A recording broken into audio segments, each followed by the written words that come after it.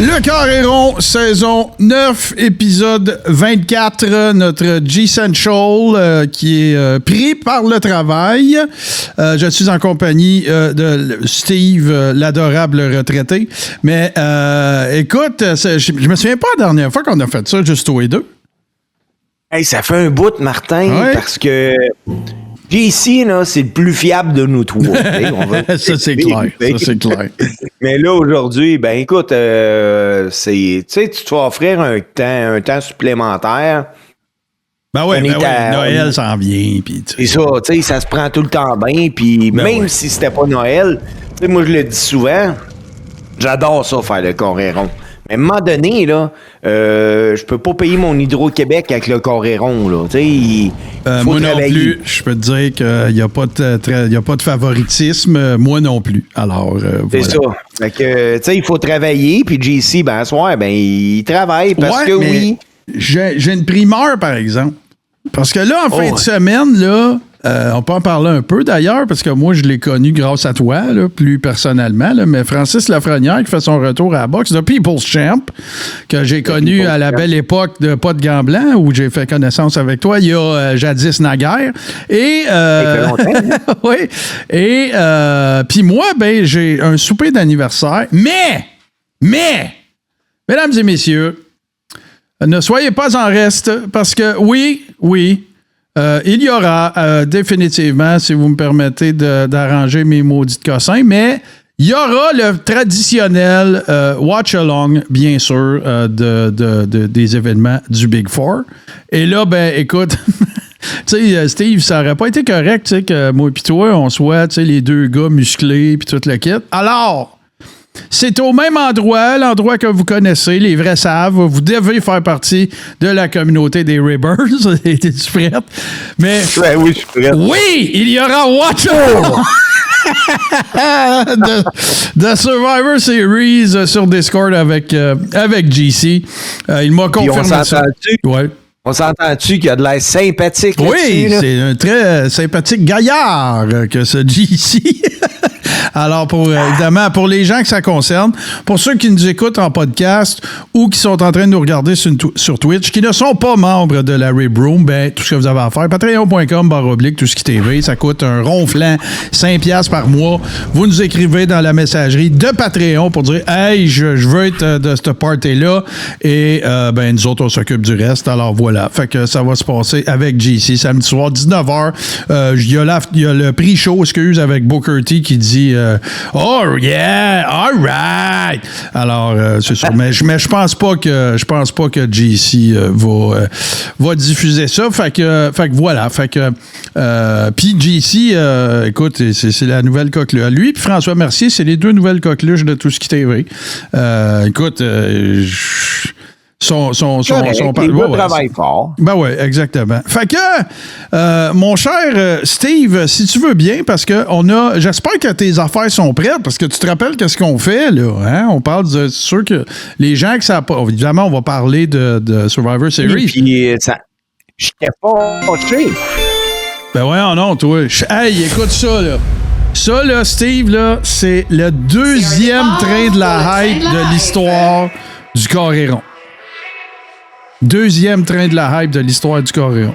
OK, c'est quoi?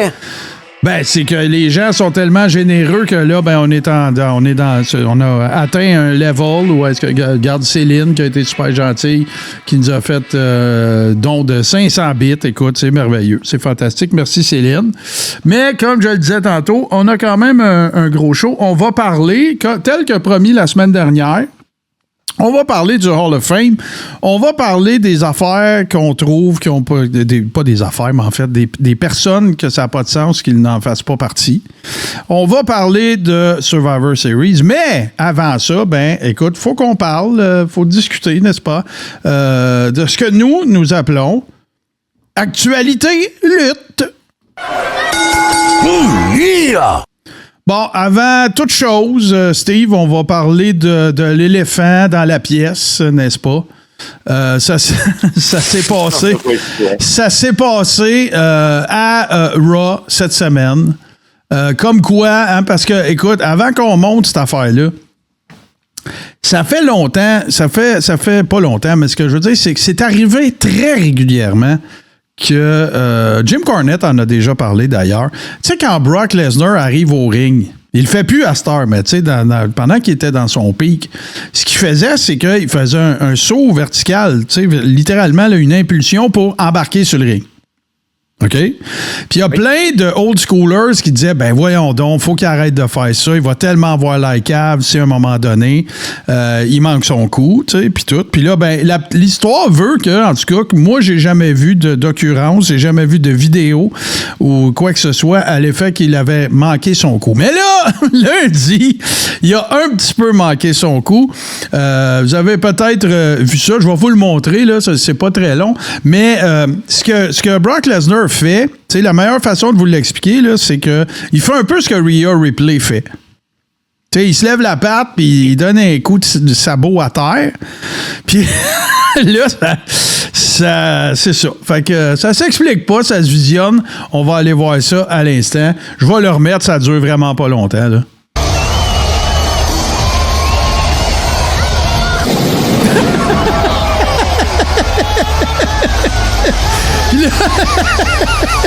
Puis là, ben, Brock, il trouve ça drôle. Puis là, ben, écoute, là. Puis après ça, il revient. Tu sais, après, il y a eu une échauffourée, là, évidemment, dans le ring. Là, ben, il monte, c'est où qui est tombé. Puis, c'est pas de ma faute, c'est glissant, machin. Mais, fait que c'était assez cocasse, je dirais. Évidemment, il n'y a pas. Puis, tiens, on va le remettre, là, vraiment très lentement, là. Check bien ça, Steve. Check bien la plonge. Hop, c'est pas ça qu'on va regarder. Ça, c'est pour plus tard. Fait que regardez bien ça. La patte à lèvres, le pyro, il part en même temps. Zazling.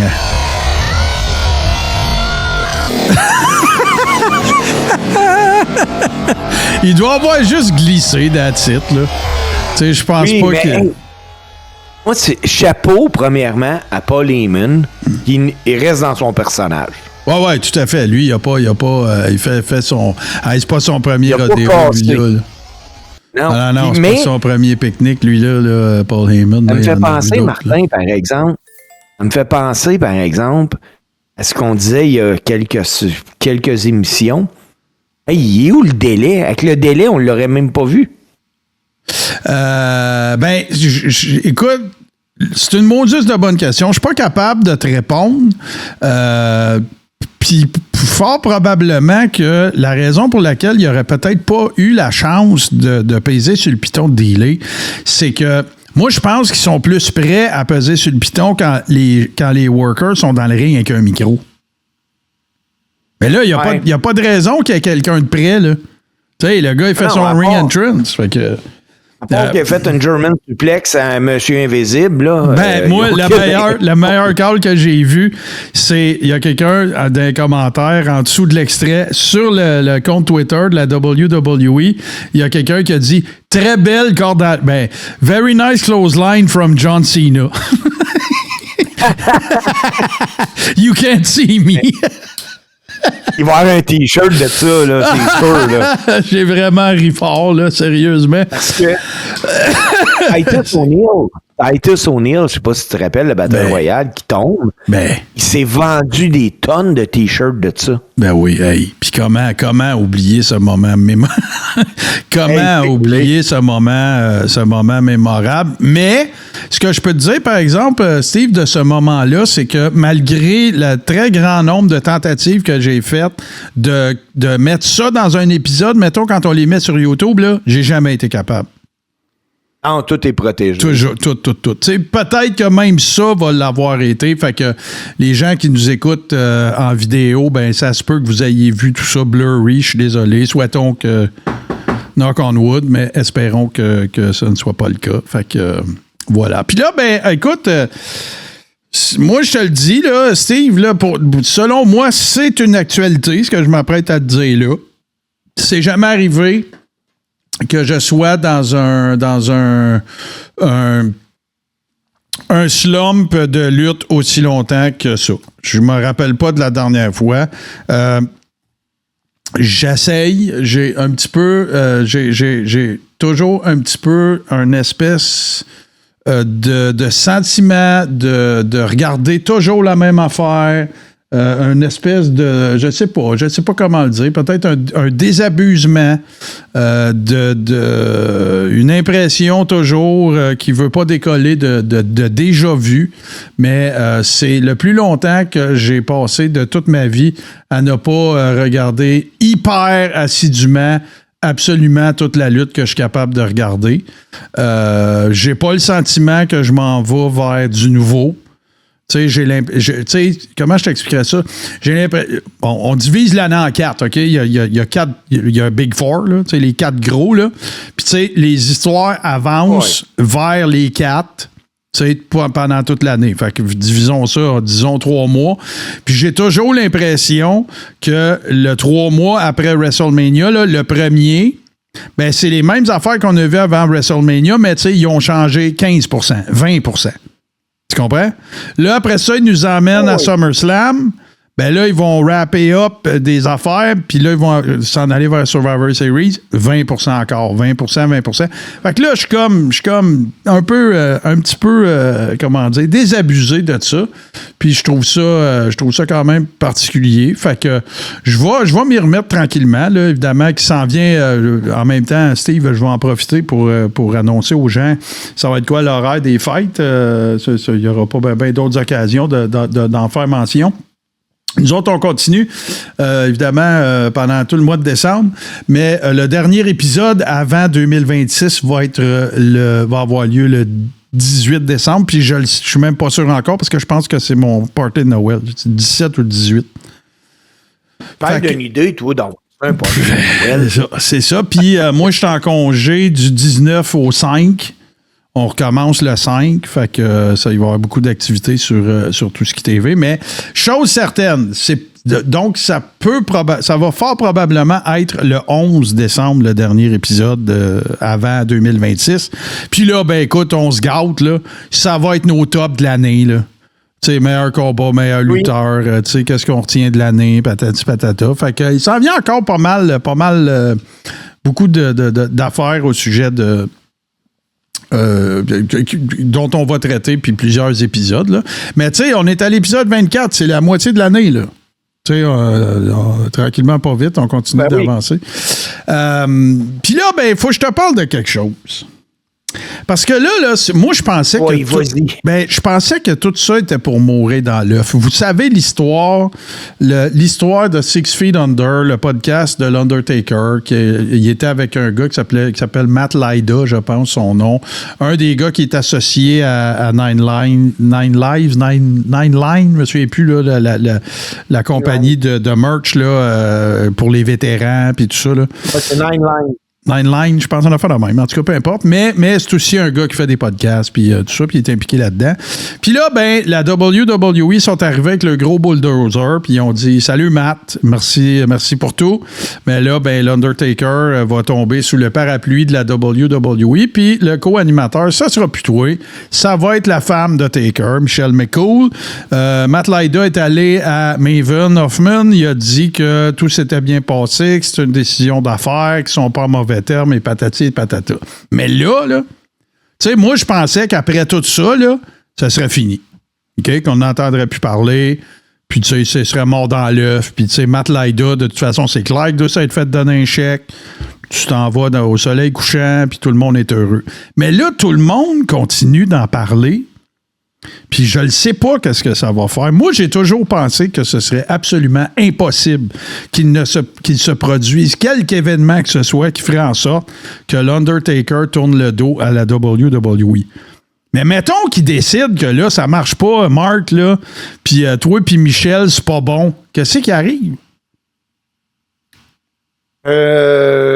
Calloway va rester du côté de sa femme. C'est sûr, c'est clair. T'sais, moi, je te dis, Steve, tu peux plus faire le podcast, c'est toi ou Guylaine.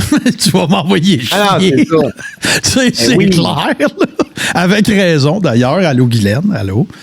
Mais puis je suis désolé, là.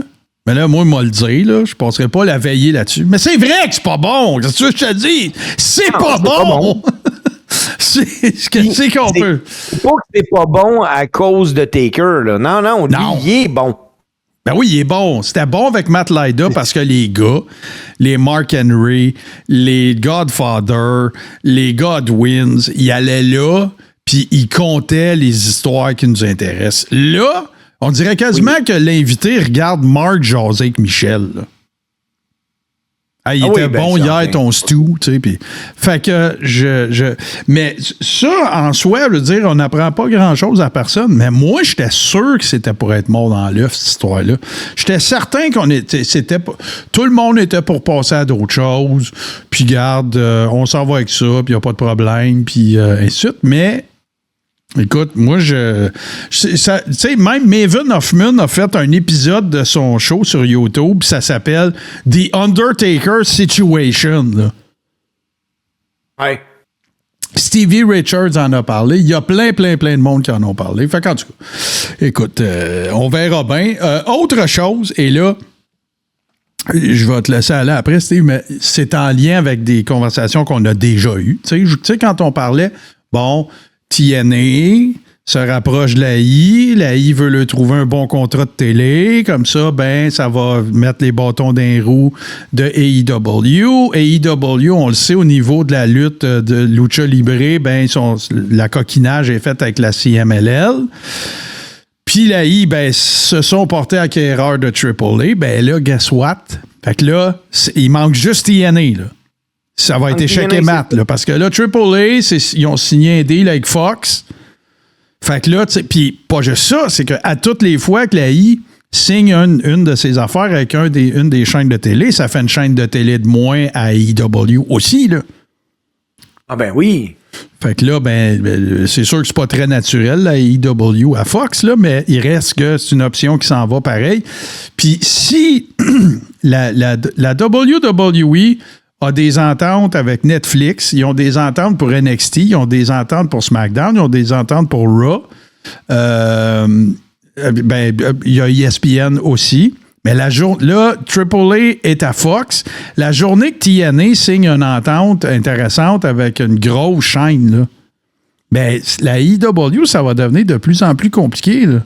Là, oui, là, ils ont signé des affaires avec Prime pour le pay-per-view puis tout ça, là, mais...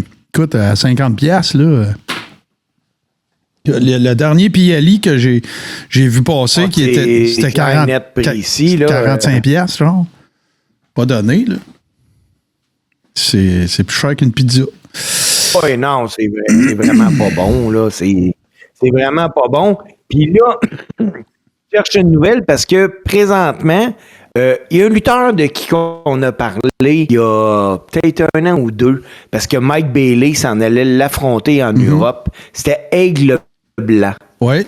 Puis Aigle Blanc a été signé par la WWE et WWE sont intelligents comme vous pouvez même pas avoir idée. Maintenant, Aigle Blanc s'appelle Elio Lefleur et il lutte à la AAA. Le monde, là, sur les sites de lutte européens, là, ils ne parlent que de ça, là. Un Français qui a signé à eux, il était à AAA. Fait qu'ils ont même réussi à vendre la AAA en Europe en faisant ça. Ben non, c'est clair. Ils sont intelligents, là. Non, ben, c'est... Le marketing là-dedans, ça fait peur. L'affaire, c'est qu'ils ont ils ont aussi tellement tu sais, tout le réseau de gens qui œuvrent au sein du monde de la lutte partout sur la Terre. T'sais, c'est ça la longueur d'avance. T'sais, ça fait des années, là, Brett raconte encore à ce jour à quel point il était over, exemple, en Allemagne, en Angleterre, tout ça. Mais ça, c'est des relations qui se sont bâties au fil des ans, là. T'sais, fait que Tony, lui, il part à 0 sur 10, puis là, parce qu'il a fait Wembley, il a fait plein d'affaires, mais tu pars quand même à 0 sur 10. La seule option qui te reste après ça pour tasser du monde, c'est l'argent. Tu sais, je veux dire, c'est ça que Vince a fait avec les territoires des années 80. Là. Il a acheté des droits de télé partout. Plus de 30 ans là, à traîner dans les vestiaires de lutte, là. Je peux garantir à n'importe qui, là. Moi, je suis prêt à mettre ma maison sur la table que si jamais vous pensez que j'ai pas raison, là, on peut l'abêter, ma maison. Bon. Il n'y a pas un worker dans un vestiaire de lutte. son rêve n'est pas de lutter à la WWE. Pas la AEW, là. Non. Les gars, ce qu'ils veulent, c'est être à eux. C'est sûr, tu parles, tu sais, même tout ce que tu as pu regarder comme shoot interview, tout ça, tu sais, ils vont tous te dire la même affaire. Tu sais, moi, mon but, c'était d'aller à I. Tu sais, pense à Chris Jericho, tu sais, t'es allé au Mexique, t'es allé au Japon, t'es allé à ECW, tu sais où qu'il voulait aller? Il voulait aller à I, il a passé par la WCW avant ça.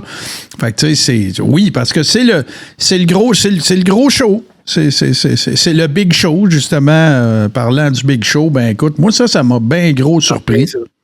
Ça m'a bien gros surpris de revoir que Paul White fasse des trucs avec la AEW.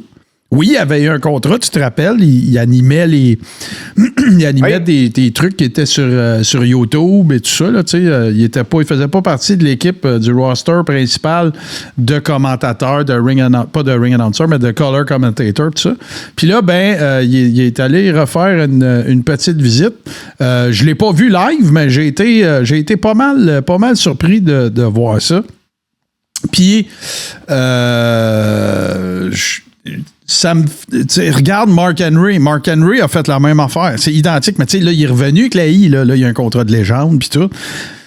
Tu sais, là, j'imagine que, tu sais, il s'est fait offrir un chèque, fait que, regarde, c'est bien beau, on va y aller. Mais, en tout cas, je sais pas, tu sais, là, en plus, on s'en va vers le Rumble. Est-ce que Jericho va revenir au Rumble? Tu sais, les gros morceaux que Tony était bien content d'aller chercher avant Edge puis Christian. OK? C'est là que ça allait arrêter. Ouais. Parce que là, Edge est encore là, Christian est encore là. Mais avant ça, il y en a pas mal qui sont revenus, là. Tu sais, Arn était là, il est revenu dans le... Là, je te dis pas qu'il est employé par l'AI, mais tu sais, il est revenu dans les bonnes grâces, là, on va le dire comme ça. CM Punk, écoute, c'est là. Il y a ton gars aussi, Arn Anderson, hein, qui était dans des... Ben, il a été à AEW, son nom. Oui, mais là, il est au développement de la E, là. Ah oui, ça, je savais pas. Parce que je me rappelle d'avoir vu passer qu'il l'avait coupé, là, la AEW. Pour faire... du millage que tu viens de dire, Martin. Oui. Combien, mettons, selon toi, là, pouvait gagner Andrade à la WWE? OK, il faut que je réponde en deux parties. OK? Fait que je vais te dire ce qu'il devrait gagner, puis je vais te dire ce que je pense qu'il gagnait. OK? Fait que moi, je vais te dire... Puis je tiens à spécifier que je considère ce gars-là. Oui, il est problématique backstage, là, mais si tu parles juste entre les poteaux, là, il a été mal utilisé parce que c'est un grand worker.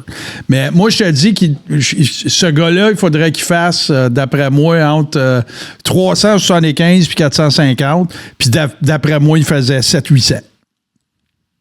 OK. Supposons, là, on s'entend-tu, un average 550. Hey.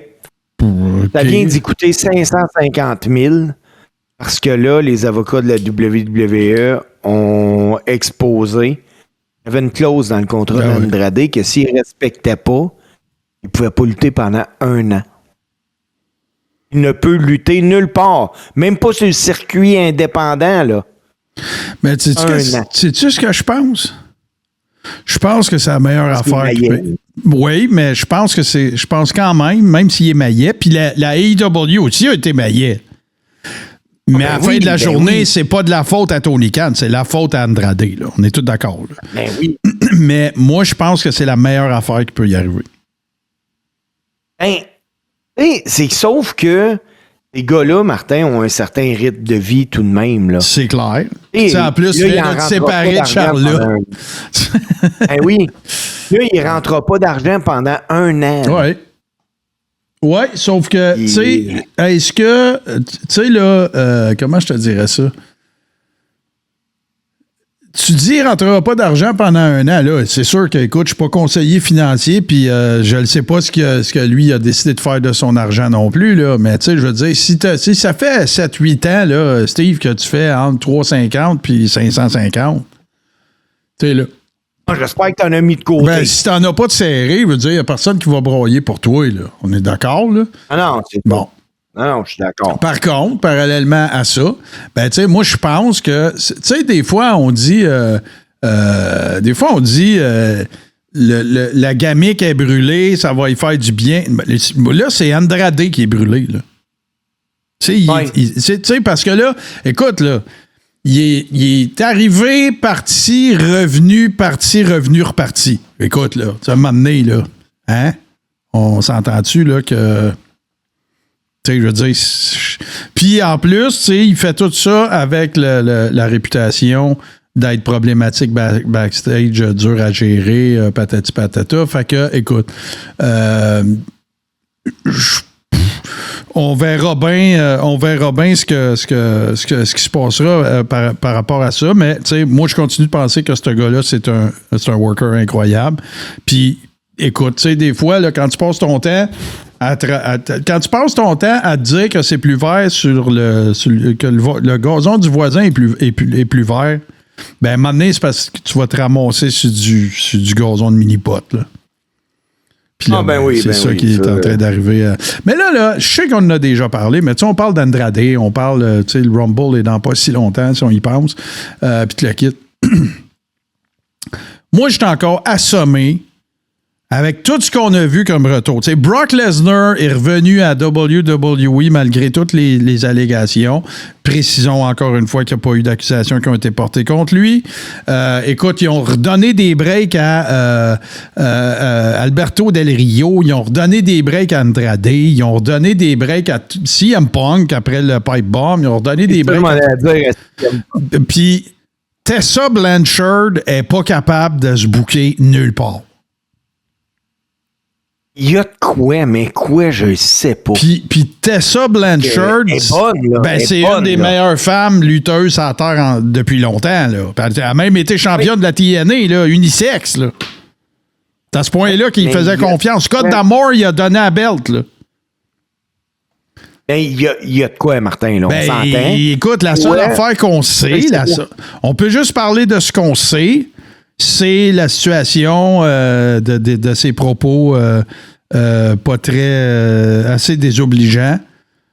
Puis le fait que ça a l'air... Mais mon point, c'est pas là. C'est même pas... On a parlé en masse. J'oublie le nom de la worker là, avec qui elle avait eu des problèmes. Rosa Negra, je pense. C'est pas grave, là. Mais mon point, c'est pas qu'est-ce qu'elle a fait. Mon point, c'est que tout le monde est revenu. Tout le monde! À part, écoute, là, OK, Eddie Chose, puis Marty Scurll, puis tu sais, ça, là, c'était des allégations vraiment fucking intenses, là, tu sais, vraiment, là, OK? Mais Tessa Blanchard, tu sais, je veux dire, il me semble que son bœuf à spring, elle l'a mangé, là. Comment ça qu'il n'y a personne qui est même pas prête à lui dire, regarde, tu vas falloir que tu marches d'un rang, là, serré, là. On va te donner un break, on va t'envoyer au Performance Center. Voyons! Toutes les filles qui sont là, qui ont le moindrement d'expérience, capoteraient de l'avoir d'un ring pour s'entraîner avec. Je comprends pas. Je veux lutter avec Tessa Blanchard. Ben oui! Hey, puis moi, Tessa Blanchard, puis je vois déjà des matchs qu'on pourrait avoir. Charlotte contre Tessa Blanchard, dude! Take my money! Asti! Tara Valkyria. Non, mais écoute, les deux filles des Horsemen. Ouais. C'est terminé, là. C'est Take My Money. C'est machine à printer du cash. C'est Mania. C'est tout le kit, là. Tu ramènes Tully, tu ramènes... Ça, tu ramènes Tully puis tu ramènes Rick là-dedans. Ben oui, l'argent revole, puis il pitch des bébés dans les airs, puis ça serait malade. Puis c'est deux workers extraordinaires. Ouais. En plus, tu sais, c'est pas comme si ça aurait l'air fou, là, comme setup, là. Ça serait fantastique. Ben non. Elle n'a pas été fine. Puis je ne pardonne pas les faits ce qu'on lui reproche, là, ce qu'elle a fait. Sauf que je fais juste dire, à un moment donné, si ça avait été la seule personne à faire de quoi comme ça, puis qu'on la ramène jamais, ben OK, je comprends. Mais là, c'est pas ça mon problème. C'est qu'ils ont ramené tout le monde. qui ont fait, selon moi, des affaires qui pourraient être considérées. Puis Chris Alberto, le patron, brasser sa femme, des accusations de kidnapping, tu reverras plus ton enfant. Il a fessé sur... voyons, c'est pas, je vais la nommer... c'était quoi déjà son nom à I, là? Voyons, l'anglaise, là, c'est cute, là. Hey. Bon, en tout cas, c'est elle, on va dire elle. Ouais. Il y a quelqu'un qui va l'écrire dans le chat. Pouvez-vous nous sauver, s'il vous plaît, dans le chat? Là? On a un blanc. Ils ont fait un film, Sa vie, produit par The Rock. Paige, merci. Voilà, Paige. Hey. Fait que Saraya, son vrai nom. Voilà. Sinon, ben écoute, c'est une affaire que quand on était plus assidus à regarder de la AEW, on en parlait. On en parlait à l'époque, mais le fameux Continental Classic qui se déroule toujours à ce stade-ci de l'année, ça va être une affaire que, je vous le dis, je vais regarder.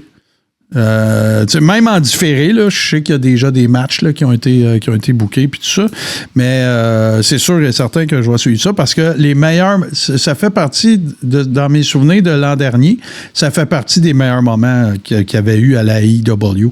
Ça veut dire que tu vas regarder beaucoup de luttes toi, dans le temps des fêtes. Oui, pas mal. Parce qu'il y a aussi le tournoi du Japon que tu regardes tout le temps. Ouais, mais ça, c'est au début de l'année. C'est Wrestle Kingdom, mais c'est pas un tournoi, c'est 16 heures c'est 2 fois 8 heures.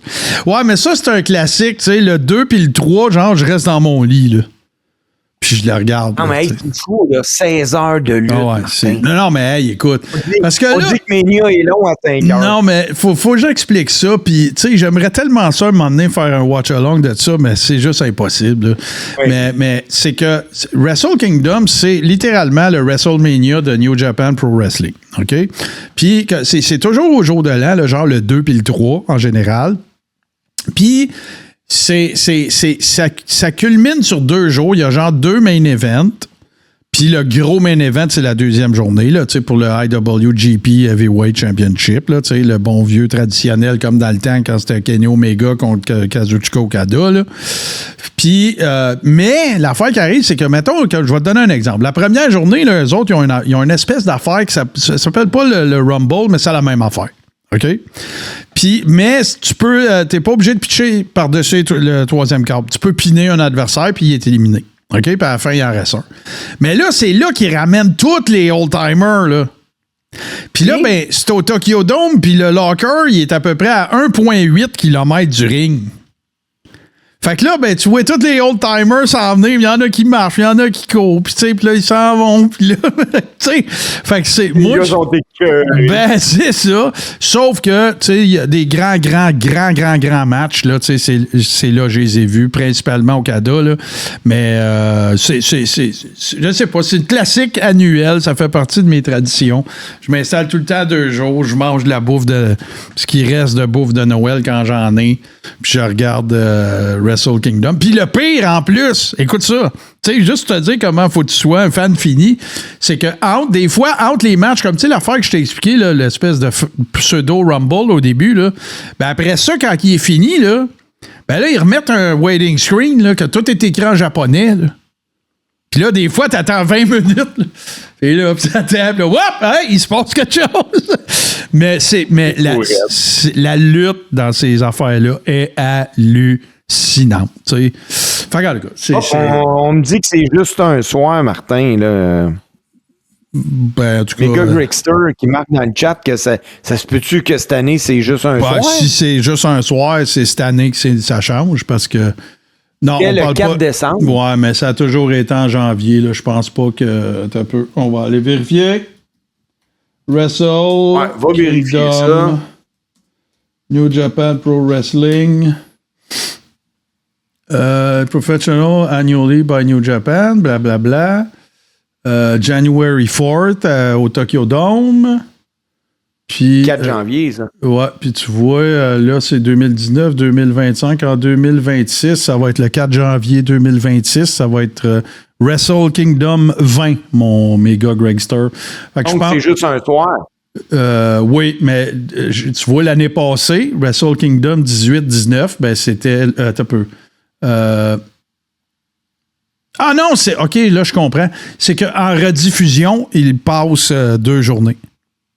Mais c'est... Tu le regardais en rediffusion le lendemain, puis tu t'apercevais pas que c'était pas le même gars-là. Mais non, ça n'a pas rapport. C'est que eux autres, ils le rendaient... Moi, j'écoutais pas ça live, là. J'écouterais pas ça en japonais, là. Qu'est-ce que tu fais là? Fait qu'eux autres, ils le split en 2 journées. Mais tu vois, comme Wrestle Kingdom 17, peut-être que je ne l'ai pas écouté pendant le 4 en tant que tel. Mais tu sais, regarde, comme Wrestle Kingdom 16, c'était le 5 et le 8 janvier. Wrestle Kingdom 17, c'était le 4 puis le 21 janvier. Fait que là, puis c'est l'année passée que ça... Wrestle Kingdom 19, ça a été le 4 janvier. Puis Wrestle Kingdom... 18, 4 janvier 24. Puis 19, 4 janvier 25. Puis là, ben, on s'en va 4 janvier 26. Puis écoute, il y a déjà des matchs d'annoncer. Puis c'est Konosuke Takeshita qui est champion du monde en ce moment. Là. Oui, celui que vous connaissez de la AEW avec Don Callis contre Yota Tsuyi. Puis qu'est-ce qu'il y a d'autre? Bon, les autres, ils restent à être annoncés. Sauf que quand regarde, Wrestle Kingdom 16, c'était le 4, 5, 8 janvier. Fait que ça n'arrête pas, là. Fait que c'est pas vrai de dire que c'est toujours une journée.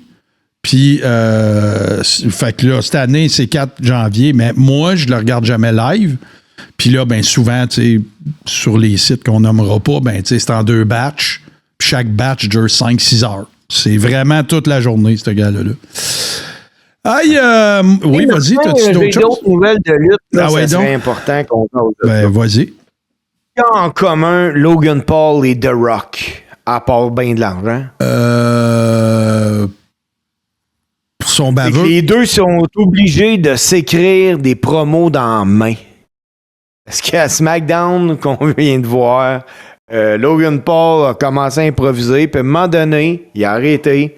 Il a réellement lu ce qui était dans sa main. CM Punk est un con, puis patati patata. À un moment donné, il a rebaissé sa main, puis il a recommencé à regarder la caméra. Mais on le voyait très bien l'aider dans sa main. Puis surtout qu'à un moment donné, il se lève la main, puis tu vois le texte dedans. Mais ça, là, des gars comme Arn Anderson, Dusty Rhodes, Flair, tu sais, tous les bons coupeurs de promo, là, ils auraient vu ça dans le ring, puis quand il serait revenu en arrière, il l'aurait stretché. Ah, c'est clair, puis ça mérite ça, là. Il l'aurait stretché. C'est clair. Ça mérite ça. Tu peux pas faire ça. Voyons. Puis, tu sais, je veux dire, c'est probablement l'affaire la plus importante de ta job, les promos. Oui, lutter sécuritairement dans le ring, oui, là, mais je veux dire, si tu vends pas de tickets. C'est rendu que les gars ont des cours de promo. Ben oui, ben c'est ça que Dusty faisait. Oui, ben oui. Fait que c'est là que tu vois que c'est très, très, très important. Hé, voyons, là, ça n'a aucun sens. Je sais pas. Tu savais que Dusty, quand Bray Wyatt faisait sa promo au cours de promo, Dusty arrêtait tout, puis tout le monde le regardait, là. Tout à fait.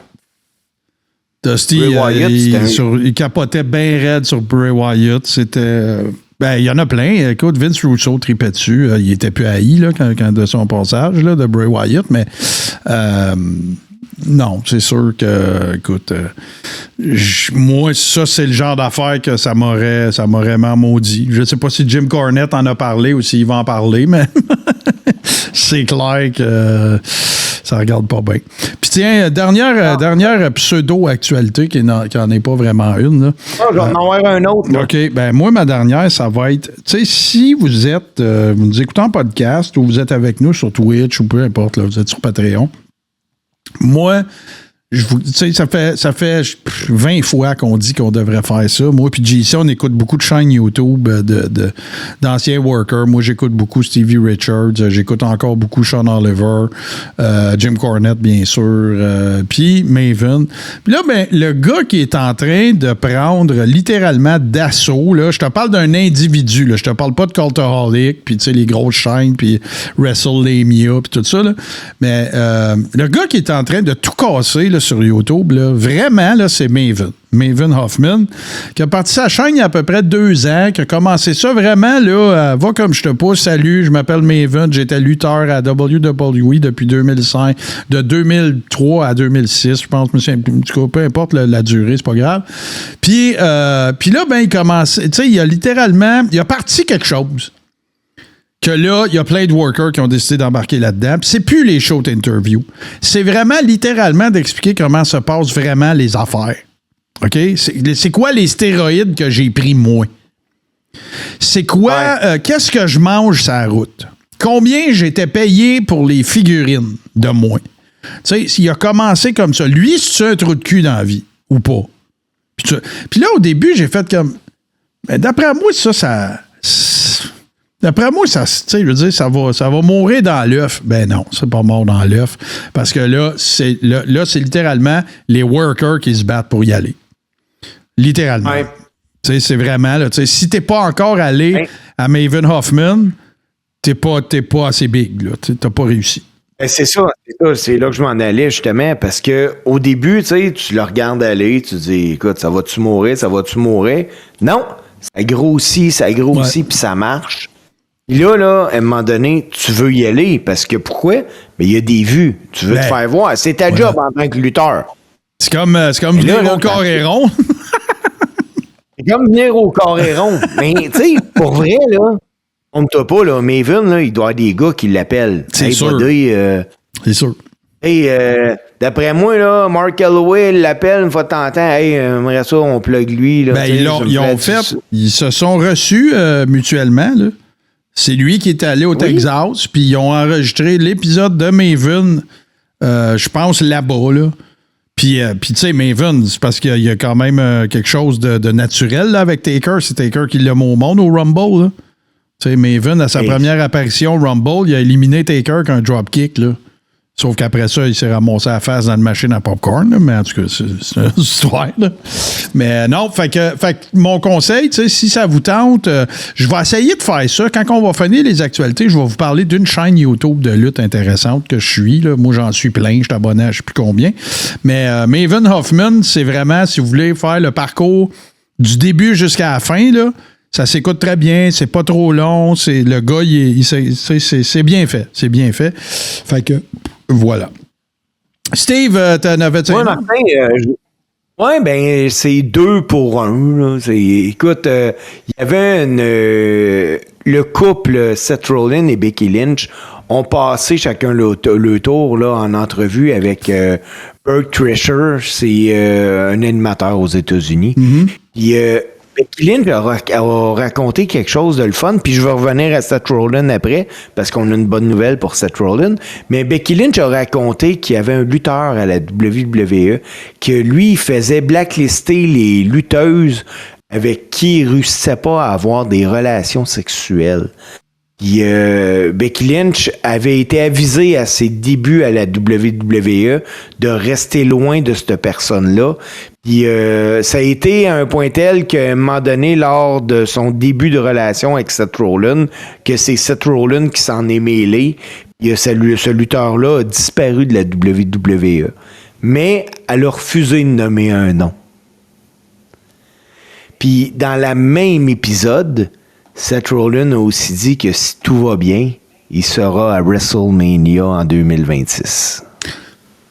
Souhaitons-le, parce que, écoute, là, ce qui va... Tu sais, pour conclure le segment actualité, là, c'est que, tu sais, j'ai parlé de John Cena, que je trouvais que ça s'étirait. J'ai parlé... Tu sais, puis ça fait longtemps, là, Steve, qu'on parle tous les trois, qu'on dit que le money match, c'est Punk contre Seth Rollins, là. Mais là, tu sais, puis j'ai rien contre un slow burn une fois de temps en temps, là.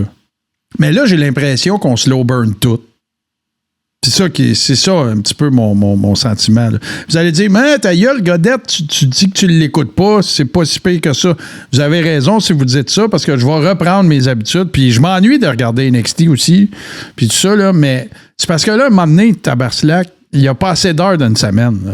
T'sais, c'est pas plus compliqué que ça. Là. Je veux dire, j'ai une job, j'ai pas mal d'affaires à faire pour mes streams à moi, ben des affaires à préparer, la semaine à bouger. Non, on a des vies. Ben, c'est ça. Donné, Fait que, ouais, mais ça me coûte pareil, ça me fait suer pareil. C'est ça qui arrive. Je trouve ça plate pareil. Parce que, tu sais, avant, je le trouvais le temps, mais je faisais moins d'affaires aussi, c'est sûr.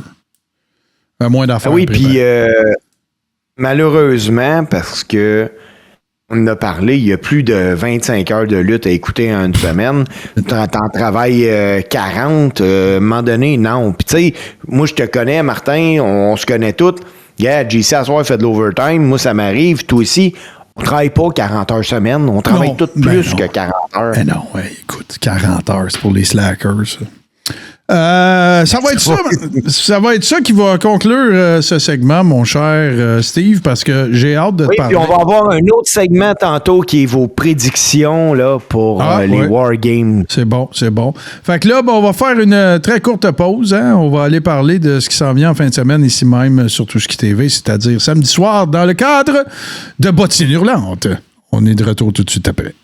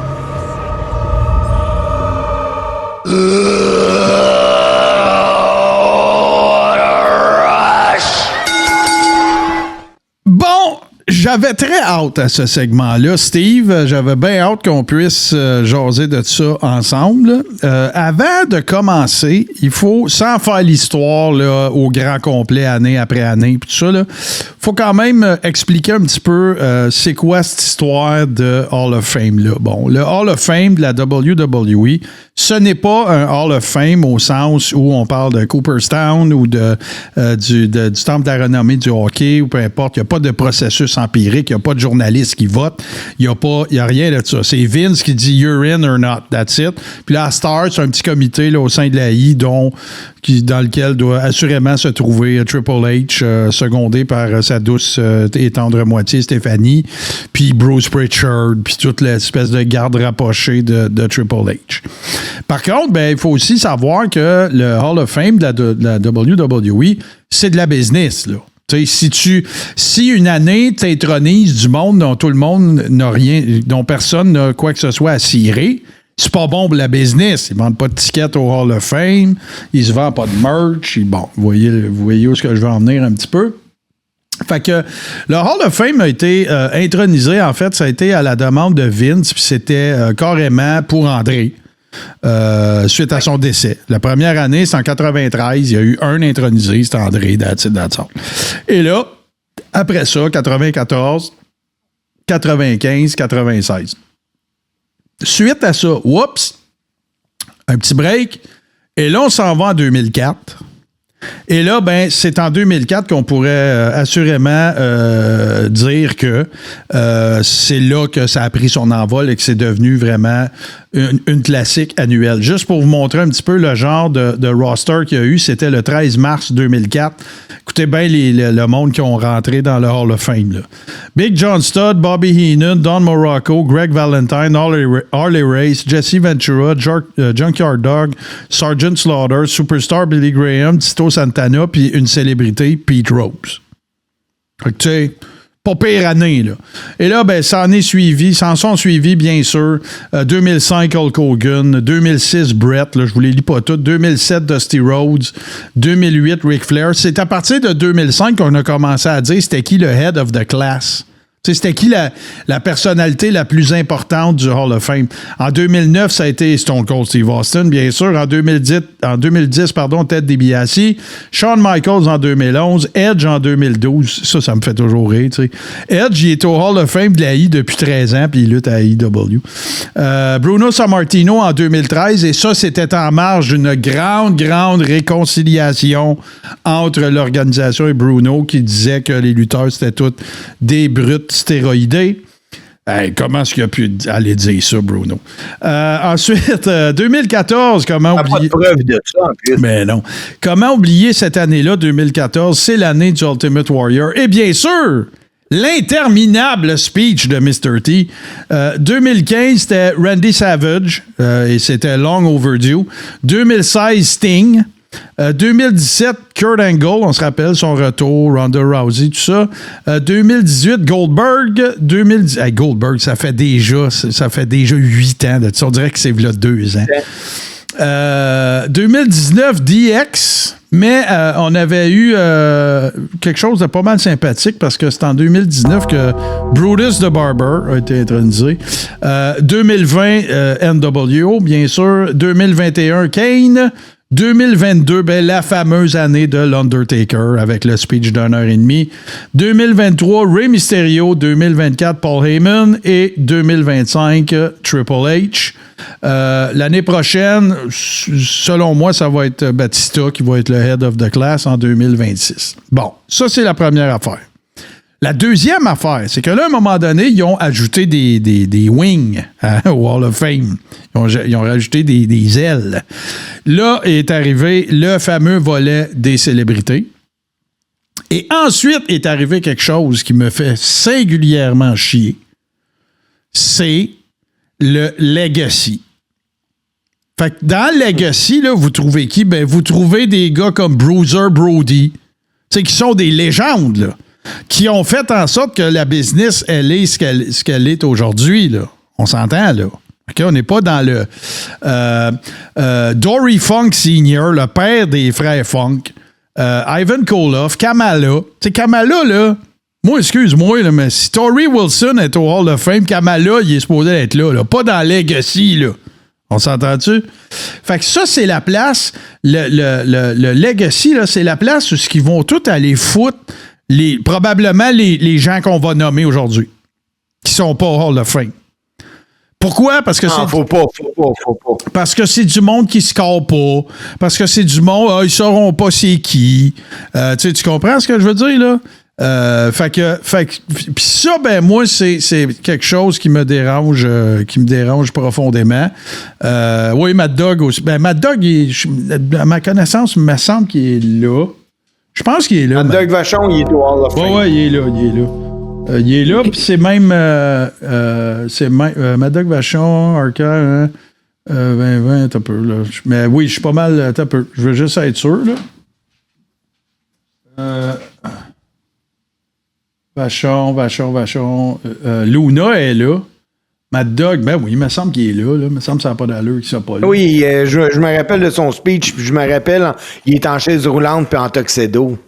Ouais, mais je pense pas, moi. Ce qui est arrivé, c'est qu'il y avait une année qu'ils ont fait un gala, puis il était à Milwaukee, puis il y avait Dick the Bruiser avec lui, puis The Crusher, puis il y avait eu un spot, et il avait enlevé sa jambe.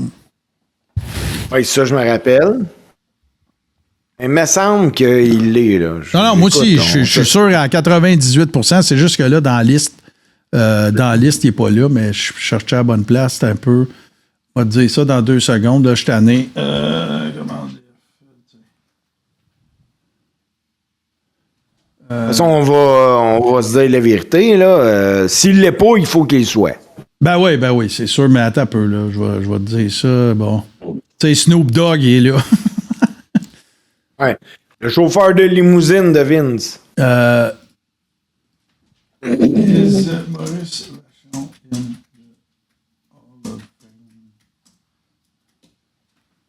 Juste marqué Maurice Mad Dog Vachon.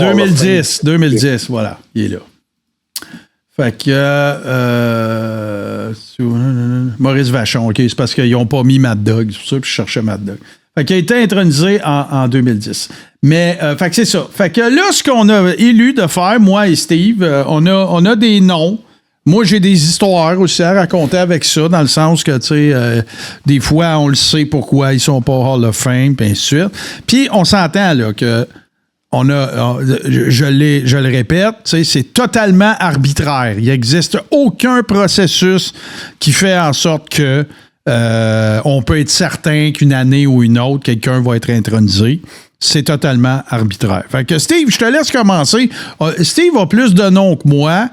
Puis je vais le laisser commencer à faire sa liste, puis je vais faire la mienne, puis on va embriquer ça un dans l'autre. On s'en va avec ça. Fait que c'est qui ton premier choix? Mon premier choix, là, il m'a jeté en bas de ma chaise parce que j'étais sûr que le gars était là. C'est probablement, là, un des pionniers comme Big Man à WWF. Puis ce gars-là, il a fait la finale de WrestleMania à le Bam Bam Bigelow. Ouais, je l'avais. Ça n'a pas de sens, Martin. Ben, écoute, ça a-tu plus de sens que King Kong Bundy qui n'est pas là? Ah, Bundy, c'est une affaire d'argent, là, à un moment donné. Ben, tu sais, les deux ont été main eventers de Mania. Ouais. Ben oui. Puis Bundy, il l'a fait avec Hogan, lui. Mm-hmm. Fait que, on s'entend là-dessus. Moi, j'ai Bam Bam, puis j'ai King Kong Bundy. C'est deux noms que... Tu sais, c'est pas tellement ils ont-tu d'affaires là. C'est parce que c'est un jeu qui peut être dangereux. C'est parce que le jeu qu'il faut éviter de faire, c'est de dire, ouais, mais si lui est là, pourquoi lui est pas là? Parce que sinon, on dort pas de la nuit, là. Tu comprends? C'est clair. Tu sais, sauf que, tu sais, si tu regardes le leg à cette business-là, à cette industrie-là, d'un Bam Bam Bigelow. Souvenez-vous, là, quand il est arrivé à WWE, les managers qui se battaient pour la même affaire qu'il avait fait avec Savage. Là. Puis là, c'était Engelbert Humperdinck, là, je me rappelle pas de son vrai. Oliver, quelque chose, whatever, là, qui l'avait eu. King Kong Bundy, écoute, c'est combien? Tu sais, le 5 count, tu te rappelles? 3 se passaient, compte jusqu'à 5. Main event de Mania 2. Là. Ouais, vas-y. Bigelow montait ses câbles aussi, là, puis son flying headbutt, puis tout, là. On n'avait jamais vu un gros gars monter des câbles. Il n'existe aucune liste. Il existe. Il n'y a pas de liste de Big Man dans laquelle Bam Bam Bigelow n'est pas dans le top 5. Non, c'est clair. Puis les histoires d'Olivier, sauf ton respect, bien sûr, et salutations, les histoires d'overdose, là, ça tient pas de bout parce que Davey Boy Smith, c'est ça, puis il est au Hall of Fame. Fait que c'est pas, ça n'a pas rapport avec ça. Là. Fait que, tiens, moi, je t'en garoche un autre, puis je vais t'expliquer pourquoi. Moi, je le sais. Je le sais pourquoi il est pas là, mais je le sais pourquoi il devrait aussi. Puis celui que je vois là, c'est Dr. D. David Schultz. Vraiment. Parce que, oui. Ben oui, parce que le gars, il a payé ses 12 partout, NWA, ainsi de suite. C'est le gars qui a mis... c'est le premier heel qui avait de l'allure qui a mis Hogan au monde. OK? Le premier adversaire qui a fait faire de la grosse salade à Hulk Hogan, là, c'est Dr. D. David Schultz. OK? Après ça, il est arrivé l'histoire avec Star Soul, puis le fameux reportage d'ABC, puis la claque d'en face, puis ça a-tu l'air fake? Puis David Schultz, il maintient à ce jour, son histoire n'a jamais changé, que c'était Vince qui avait demandé de le bardasser un peu, parce qu'il s'en venait faire un shock story, il s'en venait faire du trouble, puis tout le kit. Puis après ça, suite à ça, puis il s'est pogné avec Mr. T aussi à WrestleMania, puis après ça, sa carrière, il a fallu qu'il s'en aille à la Continental Wrestling avec les Fuller, tout le kit. Mais ce gars-là, c'était à l'époque où il était à son pic, qui était un des meilleurs heels de la lutte. NWA, WWF, name it, le gros accent. Rappelez-vous les vignettes. Hey, écoute, ça n'a pas de bon sens. Ça a tellement mal vieilli. Tu sais. Il y avait du monde qui appelait... Vince McMahon s'en va chez David Schultz. Tu sais, c'est scénarisé. Il s'en va chez David Schultz. Puis David Schultz, tu sais, il y a tous les symptômes d'un batteur de femmes, battre ses enfants. Il y a des guns dans la maison. Ça n'a aucun bon sens. Il y avait du monde qui appelait la police pour vrai. pour dire aller chez ce gars-là. Puis moi, je pense qu'il y aurait sa place. Il y aurait sa place là. Tu sais, si on revient sur l'exemple d'Olivier, tu sais, des gens qui ont eu des problématiques de consommation, whatever, tu sais, Junkyard Dog, c'est la même affaire, là. C'est parce qu'il s'est trop pété à la face qu'il s'est planté avec son char. Fait que, tu sais, s'il y a de ces personnalités-là, s'il y a des gens qui sont qui n'ont pas des passés blancs comme neige, mais qui ont eu un impact majeur sur la business, Dr. D. David Schultz devrait être là. Puis moi, je l'ai toujours aimé. Fait que, écoute, il sera jamais là, mais moi, je pense qu'il aurait sa place là. Je t'en pitch un autre, Martin, moi. Vas-y. Le gars, là, c'est un des gars qui il en vendait des billets. C'est un gars il a sauvé le cul à Vince McMahon une couple de fois. Multiples fois champion de la WWF puis de la WCW. Psycho Sid. Ben, je pense qu'il est là. Il est pas là, Sid. Ben, il va l'être, c'est sûr, d'après moi. Oui, mais comment ça se fait qu'en 2026, 2025, il est pas là? Parce qu'il a dû faire partie du recours collectif qui avait été entrepris contre la WWE. Tu te rappelles, il y avait un dude au Connecticut, un avocat un peu véreux, qui avait été voir tous les workers. Il y en avait plein là-dedans. Demolition était là-dedans. Il y en a un paquet qui sont passés là-dedans. Et je pense que Sid était dans ça parce qu'il voulait intenter un recours collectif à cause des commotions cérébrales. Sid, d'ailleurs, qu'on a pu voir son fils sur les réseaux sociaux cette semaine. Vous avez pas vu ça, vous pouvez chercher rapidement, là. C'est sûr qu'il était là. Il est aussi gros que son père. Je pensais qu'il était là, mais non, t'as raison, il est pas là. Mais moi, je suis sûr qu'il va y être, c'est trop tôt. Tu sais, parce que... Okay. Non, mais tu sais, il y en a toujours un, là, qui est comme nous a quittés cette année, whatever, là. Ouais. Ben là, je pense que le spot t'est pris, d'après moi. Mais moi, je suis 100% d'accord avec toi. C'est ça, mais je suis 100% d'accord avec toi qu'il devrait être là. Puis là, ben, je vais la nommer. Je vais le dire. C'est une injustice flagrante. C'est d'une dégueulasserie sans nom. Ça n'a aucun fucking bon sens que Miss Elizabeth soit pas au Hall of Fame. Elle a écrit Chyna est au Hall of Fame avec DX. C'est tout ce qu'ils vont y donner. C'est une aberration. Puis oui, les circonstances de ça. Regarde, là, Elisabeth, si tu avais à être en maudit après quelqu'un pour le décès d'Elisabeth, ça serait Lex Luger, right? Il est au Hall of Fame. Ben oui. Il est là. Il n'y a jamais eu d'accusation contre lui, puis les seules raisons pourquoi il a été emprisonné après, c'est parce que lui-même était en bris de condition. Là. Sauf que, il est ensemble, là, c'ti. Oui, mais c'est lui qui a appelé la police. Ben voilà. Fait que qu'Elisabeth soit pas là, c'est une totale injustice. Moi, Martin, je pensais que tu l'aurais déjà nommé. Ben, je l'ai, c'est sûr. Je le sais où tu t'en vas, c'est sûr. C'est le tien, hein? Ah ouais, vas-y, nomme-les. Non, c'est pas le mien. C'est pas le mien. Vas-y. Honky Tonk Man n'est pas au Hall of Fame. Ben oui, il est au Hall of Fame, Steve. Non, il est pas au Hall of Fame. Arrête, là. Il est allé faire quoi là quand je... Ben, il est allé faire quoi là quand je l'ai vu, d'abord? Ben, ça se peut-tu que tu penses l'avoir vu? Ben, qu'est-ce que c'est qu'il est allé faire là? Y a-tu intronisé quelqu'un? Bon, en 2009, je sais pas. T'as peu. Non, c'est pas 2009. Non, c'est lui qui a intronisé quelqu'un. Non. Ouais. Il a été intronisé au Hall of Fame en 2019 par Jimmy Hart. C'est le Hall of Fame COVID que j'ai pas écouté. Ben non, c'était pas en 2019, la COVID. Non, c'est vrai, c'est 2020. Ben non, tu t'es trompé, ça arrive au meilleur. D'abord, je dis mon autre. Ben non, j'étais tout content en plus qu'il soit enfin là. Le plus long champion. Avant Gunther, c'était lui encore. Là. Faut que ça l'arrive, fait que je vais le dire. Bon. Les Québécois. Moi, j'ai pas Raymond, j'ai Jacques puis Pierre-Carl. Ouais, mais si ils vont, ça va être avec Raymond.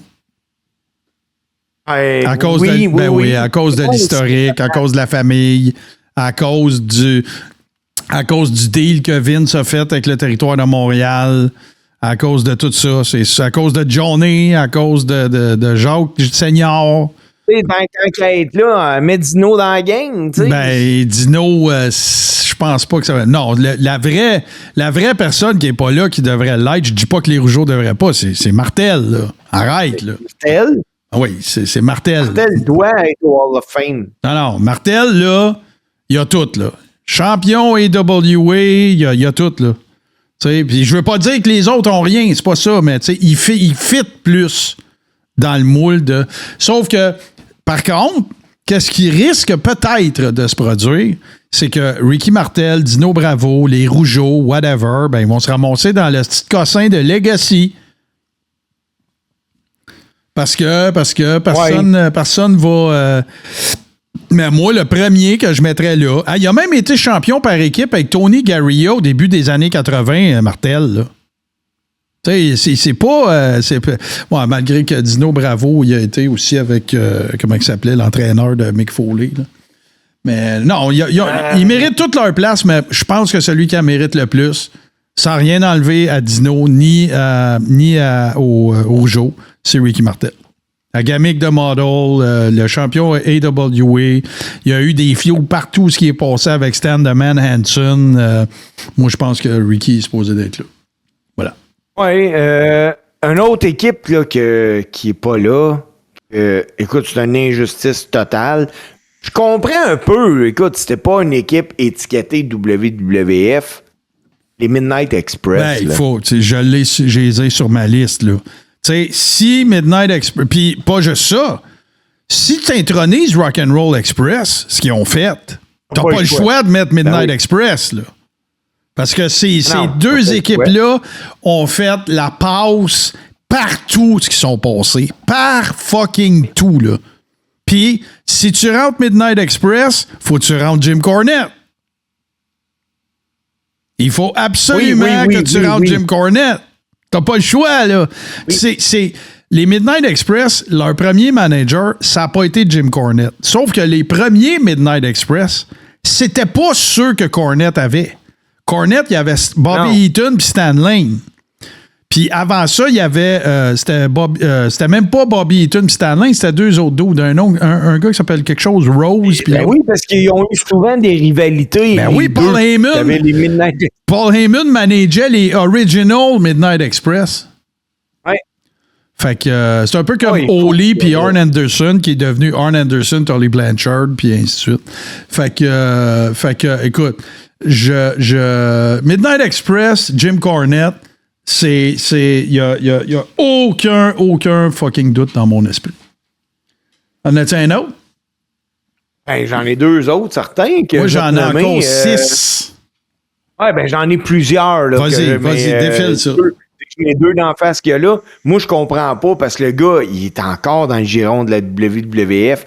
Et il est coach William Regal. Oui, tout à fait.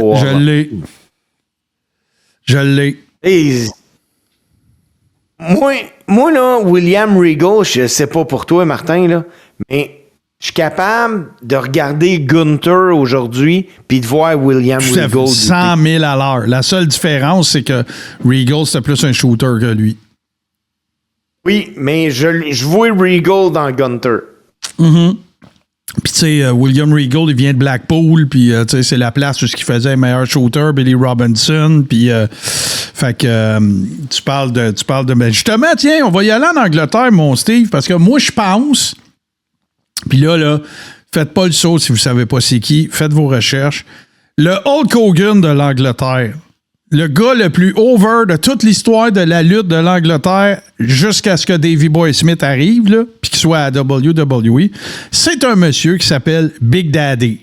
Big Daddy, là, t'écrivais ça sur un aréna, c'était plein. OK? Puis Big Daddy, là, c'est la bédaine, il a l'air d'un gros patoff. Puis tu sais, vous savez qu'en Angleterre, tu dis pas un babyface, tu dis un blue eye. quelqu'un qui a les yeux bleus, c'est un babyface. Fait que Big Daddy, c'est le plus grand blue eye qu'il y a jamais eu en Angleterre. Les enfants tripaient dessus. Il y avait des spéciaux à TV de Big Daddy. Puis là, écoute, là, ça remonte à longtemps. Là. Le gars, il est né en 1930. Mais moi, juste par respect pour ce qu'il y a... tu sais, sans Big Daddy, il n'y a pas de Regal, il n'y a pas de Davy Boy, il n'y a pas de Dynamite Kid, il n'y a personne de ça, là. Parce que c'était... Eux autres, quand ils étaient petits, c'est sur Big Daddy qu'ils tripaient. Hey, Martin, la semaine prochaine, tu dois être capable de nous faire une chronique de Big Daddy. Ben oui, je peux bien te faire ça. Écoute, même moi, là, je le connais pas, là. Ben, écoute, mais Big Daddy, là, vous irez faire vos... On va en parler la semaine prochaine. C'est bon, c'est noté. Big Daddy, comme dans Florida. Big Daddy Pizza.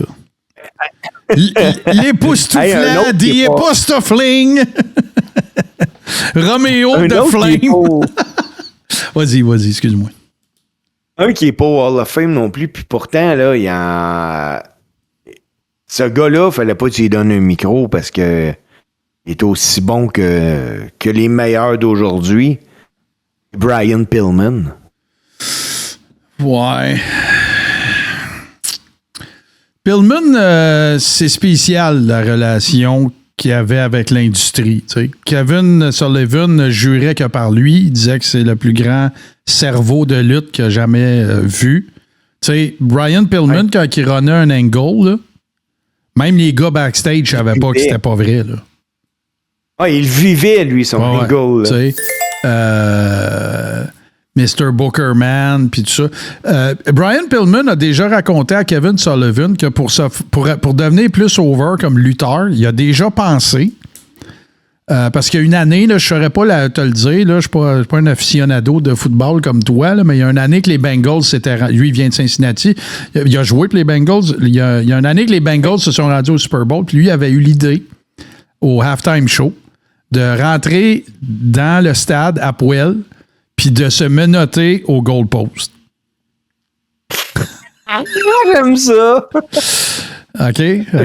Puis là, il s'est dit, non, on va me faire arrêter, c'est sûr, il va y avoir un misdemeanor, quelque chose, c'est méfait. Puis tout, mais tout le monde va savoir chier, là. Puis Kevin Sullivan, il dit, mais c'est du génie. Mais Pillman, j'y enlève rien, mais pas sûr que ça place nécessairement, mais c'est pas un mauvais choix. Tiens, moi, je vais te garrocher un choix vraiment champ gauche, OK? Tout le monde qui connaît la lutte puis le old school ont comparé Undertaker à ce gars-là. C'est un Canadien. Il est pas là? Non, c'est un Canadien qui vient de l'Alberta. Son nom de scène, c'était The Spoiler, mais son vrai nom, c'est Don Jardine. En fait, son nom dans le monde de la lutte, c'est Don Jardine, son nom kayfabe. C'est un des premiers gars à qui on octroie le fait de marcher sur le troisième câble, comme Taker l'a fait. Tout le monde qui a vu Don Jardine lutter ou The Spoiler lutter savent que Undertaker a été très grandement inspiré par ce gars-là.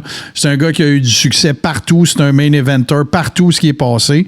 C'est juste qu'il est peu connu. Il a lutté à WWE, mais il est peu connu du monde, de l'univers, du WWE Universe, si on veut, là.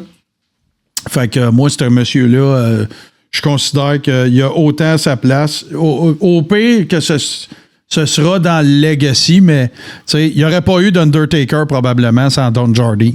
En fait, Mark Calloway n'aurait pas fait les moves que Don Jardine faisait s'ils n'avaient pas vu. Ouais. Fait que Don Jardine également connu sous le nom de Spoiler. Je vais t'en pitcher un autre parce que dans la vie, là, moi je pense que je suis pas capable de dire que je viendrais pas les yeux pleins d'eau. OK. Édouard Carpentier doit être oui, ça, je suis 100% d'accord avec toi. C'est avec qui je parlais de ça? Je pense pour moi, c'est un Québécois, Édouard, là, mais c'est un Français. Je pense que c'est avec Noumiz puis Nick Dénommé que je parlais de ça. Quand on est allé à ton dernier combat, je pense. Puis oui, Édouard Carpentier, il aurait assurément assurément sa place là. Écoute, il a lutté avec tous les grands, les Lutez de ce monde, les Vern Gagné, les Pat O'Connor, tu sais, tous les vieux de la vieille, incroyable, là, tu sais, il a pas juste lutté avec eux autres, tu sais, il y a eu des programmes avec eux autres, là. C'était pas « Hey, viens-t'en à telle place ». Non, il faisait des runs avec eux autres, là. Puis c'était un des premiers... il y avait Antonino Rocca. Il y en a eu une couple, là, des grands acrobates, mais le premier grand acrobate, là, tu sais, presque de... Il y avait un look d'Olympien, là, tu sais, puis tous ses doigts Carpentier. Puis tu as 100% raison qui devrait être là. Tiens, je n'ai un pour toi, moi, parce qu'il a marqué son époque. Ça a été vraiment un précurseur. Ça a été quelqu'un qui a sorti du lot, puis dont on n'a jamais réellement reconnu, à mon sens, le très, très, très, très, très, très grand talent. C'est Adrian Adonis. Tu parles de gros monsieur, là, qui peuvent faire des flips, des name it, là. Adrian Adonis est probablement parmi... écoute, il faut qu'il soit dans le top 10. Écoute, les backflips, puis même quand il était The Adorable Adrian Adonis, puis qu'il avait un personnage très efféminé, puis tout ça, un acrobate incroyable. Fait juste penser à Mania 3, fait juste penser même à Mania 2 avec Uncle Elmer, qui fait paraître comme $1 million, puis qui revole partout, puis tout. Puis l'autre affaire qu'il faut savoir, c'est que Adrian Adonis... personne l'aurait essayé backstage. Personne. Il y avait, dans les gars là, que personne n'essayait, il y avait Billy Jack Haynes, il y avait Dan Spivey. Dan Spivey, là, c'est un gars qui collectait pour les pas fins. Là. OK? Puis il y avait Adrian Adonis. Adrian Adonis, c'était un bum, c'était un batailleur de rue incroyable, mais à WWE, il était The Adorable Adrian Adonis. Voilà. C'est tout. Hey, Martin, parce qu'il m'en reste, moi. Moi aussi, il m'en reste 4. Moi, d'après moi, il y en a un que, je te le dis, tu montes sur ton bureau. Mais. Tu vas dire écrit Chris Benoit. J'y ai pensé. Puis si ce gars-là mériterait d'être au Hall of Fame, mais pas à cause de la fin. Mais non. Ah, si ça n'avait pas été. Ben non. Qui? C'est beau, mérite d'être au Hall of Fame. Non. Ah oui. Et d'après moi, ça se fait cette année. Ah, parce que le Brock... On l'a sorti pour montrer la femme de Brock Lesnar. Toi, tu vas venir me dire... Moi, tu sais pourquoi je pense que ça n'arrivera pas? Parce qu'on pourrait débattre ça fait plusieurs fois que je vois passer Victoria. Moi, je suis pas vraiment d'accord. Parce que, oui, c'était une worker extraordinaire, mais elle n'a pas laissé... Puis là, vous pouvez me garrocher toutes les Sable de ce monde, puis les Trish Stratus, puis tout, mais Victoria, je pense pas qu'elle soit jamais au Hall of Fame. Sable, je pense qu'elle voudra pas. Elle veut pas être vue en public. Elle, il y avait, en partant, il y a eu l'histoire de la poursuite de 110 millions contre la WWE. Mais ouais, mais tu te laissais tomber ça, là. Ils l'ont même ramené après, là, tu sais. Oui. Mais tu penses, elle voudrait pas se faire voir en public? Moi, je pense qu'elle veut plus être vue. Je pense qu'elle veut plus être vue. Puis les raisons y appartiennent, elle a le droit, mais je pense que peut-être qu'il y aurait proposé. Puis ça se peut, je me trompe, là, je veux rien. Mais regarde, c'est quand la dernière fois tu as vu une photo de Sable avec Brock? Ah, écoute, je suis pas capable de te le dire. Ben, c'est ça. Moi, je pense qu'elle a voulu délibérément se retirer de la vie publique. La vie publique. C'est ça. Je pense que c'est plus ça. Je vous en garoche un autre, moi, qui sort un petit peu de la marge, un petit peu. Quand on parle encore une fois, on parle de l'école. On parle de l'époque vraiment old school. On parle de l'époque des territoires. On parle des Yukon Eric, puis des Killer Kowalski, puis cette bonne vieille époque-là, ben il y a un gars qui est de toutes les conversations, que tu demandes à tout le monde, tu demandes à André, tu aurais demandé à André à l'époque, tu aurais demandé à Black Jack Mulligan, tu aurais demandé à n'importe qui. C'est un monsieur qui s'appelle Don Leo Jonathan, qui était lui-ci, un armoire à glace, une pièce d'homme et un grand lutteur et un des meilleurs big man. C'est juste parce que sa carrière s'est terminée juste avant le gros boom de la lutte aux États-Unis. Mais tout le monde aurait parlé de Don Leo Jonathan. Puis moi, je pense que ça place au Hall of Fame. Fait que voilà. Ah ben oui, lui, en 2006, il avait été intronisé là, au Professional Wrestling Hall of Fame. Mais il est dans toutes les Hall of Fame du monde, mais pas dans celui de l'AI. Lui, dans une certaine époque, l'époque que tu parlais, Martin, là, il se faisait appeler The Mormon Giant parce qu'il était de confession mormone. Confession qu'on dit, OK. Puis, juste pour répondre aux gens, Coco Beware, il est là depuis 2009. Puis, écoute, ça, je l'avais compté. Il y a eu l'accident avec Yukon Eric, là. Puis, la fameuse photo, c'est quand il va voir Yukon Eric à l'hôpital, il part à rire en le voyant, puis le photographe fait clic. Ah, mais ça, c'est Kowalski, c'est pas Don Leo Jonathan. Ah, c'est Kowalski, ça, c'est vrai. Yukon Eric, c'était à Montréal, puis c'était Killer Kowalski. Ouais, mais on savait à quelle histoire tu référais, bien sûr. Ouais. Hey, on en a parlé tantôt, mais Demolition, Axe et Smash. Ouais, mais ça va arriver. Là, ils ont signé un contrat de légende. Est-ce que cette année, on pourrait voir au Hall of Fame? On va le souhaiter.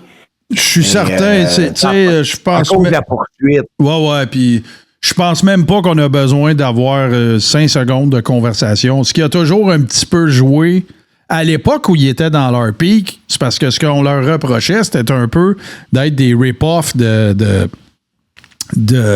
Road Warriors. On peut dire la même affaire avec les Power of Pain. Hey, Warlord, là. Ouais. Mais je pense que l'histoire a démontré qu'ils étaient d'autres choses, qui ont développé leur propre signature, qui ont développé leur propre créneau. Puis il n'y a aucun doute que Demolition a d'affaires à être au Hall of Fame. Ben, moi, il m'en reste 2. Ben, moi, j'en ai rajouté 2. Parce que je suis d'accord. Vas-y. Mais celui-là fera pas l'unanimité. Sauf que je pense pas que c'est... Je pense pas que ce qu'on a à lui reprocher, même si c'est pas... c'est vraiment pas... Jojo, mais moi, je pense que Dynamite Kid doit être au Hall of Fame. C'est probablement, tu sais, quand tu parles juste de lutte pure, là, okay? Tu parles pas de gimmick, tu parles juste de lutte pure, c'est un des 5 gars qui a le plus influencé la business de l'histoire de la business. Il n'y avait pas eu de Dynamite Kid avant, puis il y en a eu 250 après. C'est clair. Fait que, je pense qu'il y a sa place. C'est pas dur, là. Il y en a plusieurs qui disent que Chris Benoit, c'est Dynamite Kid version année 2000. Ben oui, tout à fait. Puis c'était son idole, puis il n'y a aucune question là. Fait que moi, je pense qu'il y a sa place. Il est parti. Tu sais, je veux dire, c'est son ex-conjointe, la sœur de Brett, sa fille. Tu sais, ils font la tournée de gaz. Moi, je pense que Dynamite Kid devrait être intronisé au Temple de la Renommée. Final. Non, pas de Dean Malenko, là. Oubliez ça. Non, mais... tous les lutteurs, là, détestent Dean Malenko. Parce que Dean Malenko, il a la joie de vivre d'une chaise. Vas-y, Steve, excuse. Moi, il me reste 3 noms, finalement, parce que je suis en train de regarder ma liste comme il faut. Il y en a 2 qu'on a peut-être les mêmes en plus. C'est sûr. Mais Ken Shamrock mérite d'être au Hall of Fame de la WWE. Ouais, ça a été le premier à faire le saut des combats mixed martial art. Mais pour moi, puis il s'est bien adapté. Il était champion. Luger, il est là. Payer ses 12. Mais. Tu payé ses 12 Shamrock, ça te tentait pas de le stiffer dans le ring Shamrock. Non, mais Dan Severn n'a pas été là avant lui. Me semble Shamrock t'es arrivé avant. On va aller checker ça. C'est pas pour s'ostiner, là. C'est juste pour le rigueur calice de la chose, là. Mais Dan Severn. Il me semble que c'est quand la I est allé chez Shamrock, la WCW est allée chez Severn. Dan Severn, il est arrivé à la WWE. Amateur, Professional Wrestling Career. Il a commencé. Alors, il a commencé à lutter au Japon en 92, là, Bodé. Et puis Shamrock, t'es arrivé quoi, 95 à peu près? Peut-être un peu après, je te dirais. Non, mais de toute façon, c'est pas, ça enlève rien à Shamrock. Puis il y a eu un bien plus grand impact. Non. C'est juste pour le jasage de la chose. Professional Wrestling Career.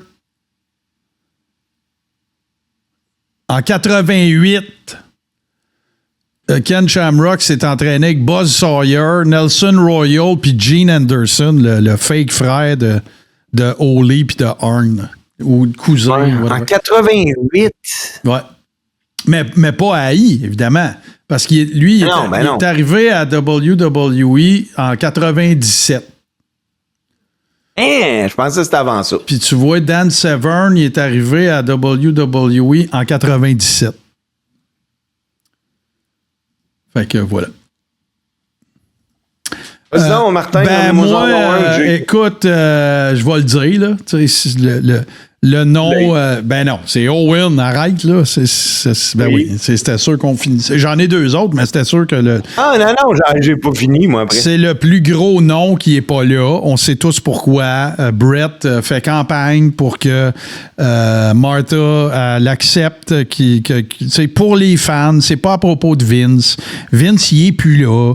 C'est pas à propos. Moi, je pense pas que. Là, écoute, c'est pas de mes affaires, mais comme fan, tu sais, moi, je suis totalement du bord de Martha dans cette histoire-là.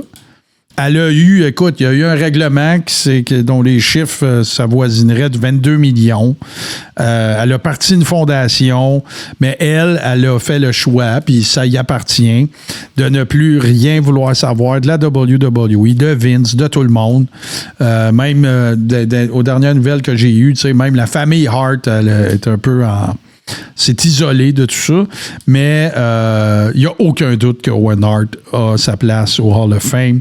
Ce serait un grand, grand cadeau à faire aux fans de la WWE, sauf que, regarde, c'est Martha qui gère la mémoire au niveau professionnel de la carrière d'Owen, puis elle veut pas. Mais il y a aucun. Il y a 44 personnes dans le chat. Il n'y en a pas une qui pense qu'Owen Hart n'a pas sa place au Hall of Fame. Moi, Martin, mon dernier, parce que ça n'a pas de sens que ce gars-là soit pas là. Qu'on dise ce qu'on veut, je m'en calisse. Bon. Vincent Kennedy McMahon. Ouais, mais c'est lui qui veut pas.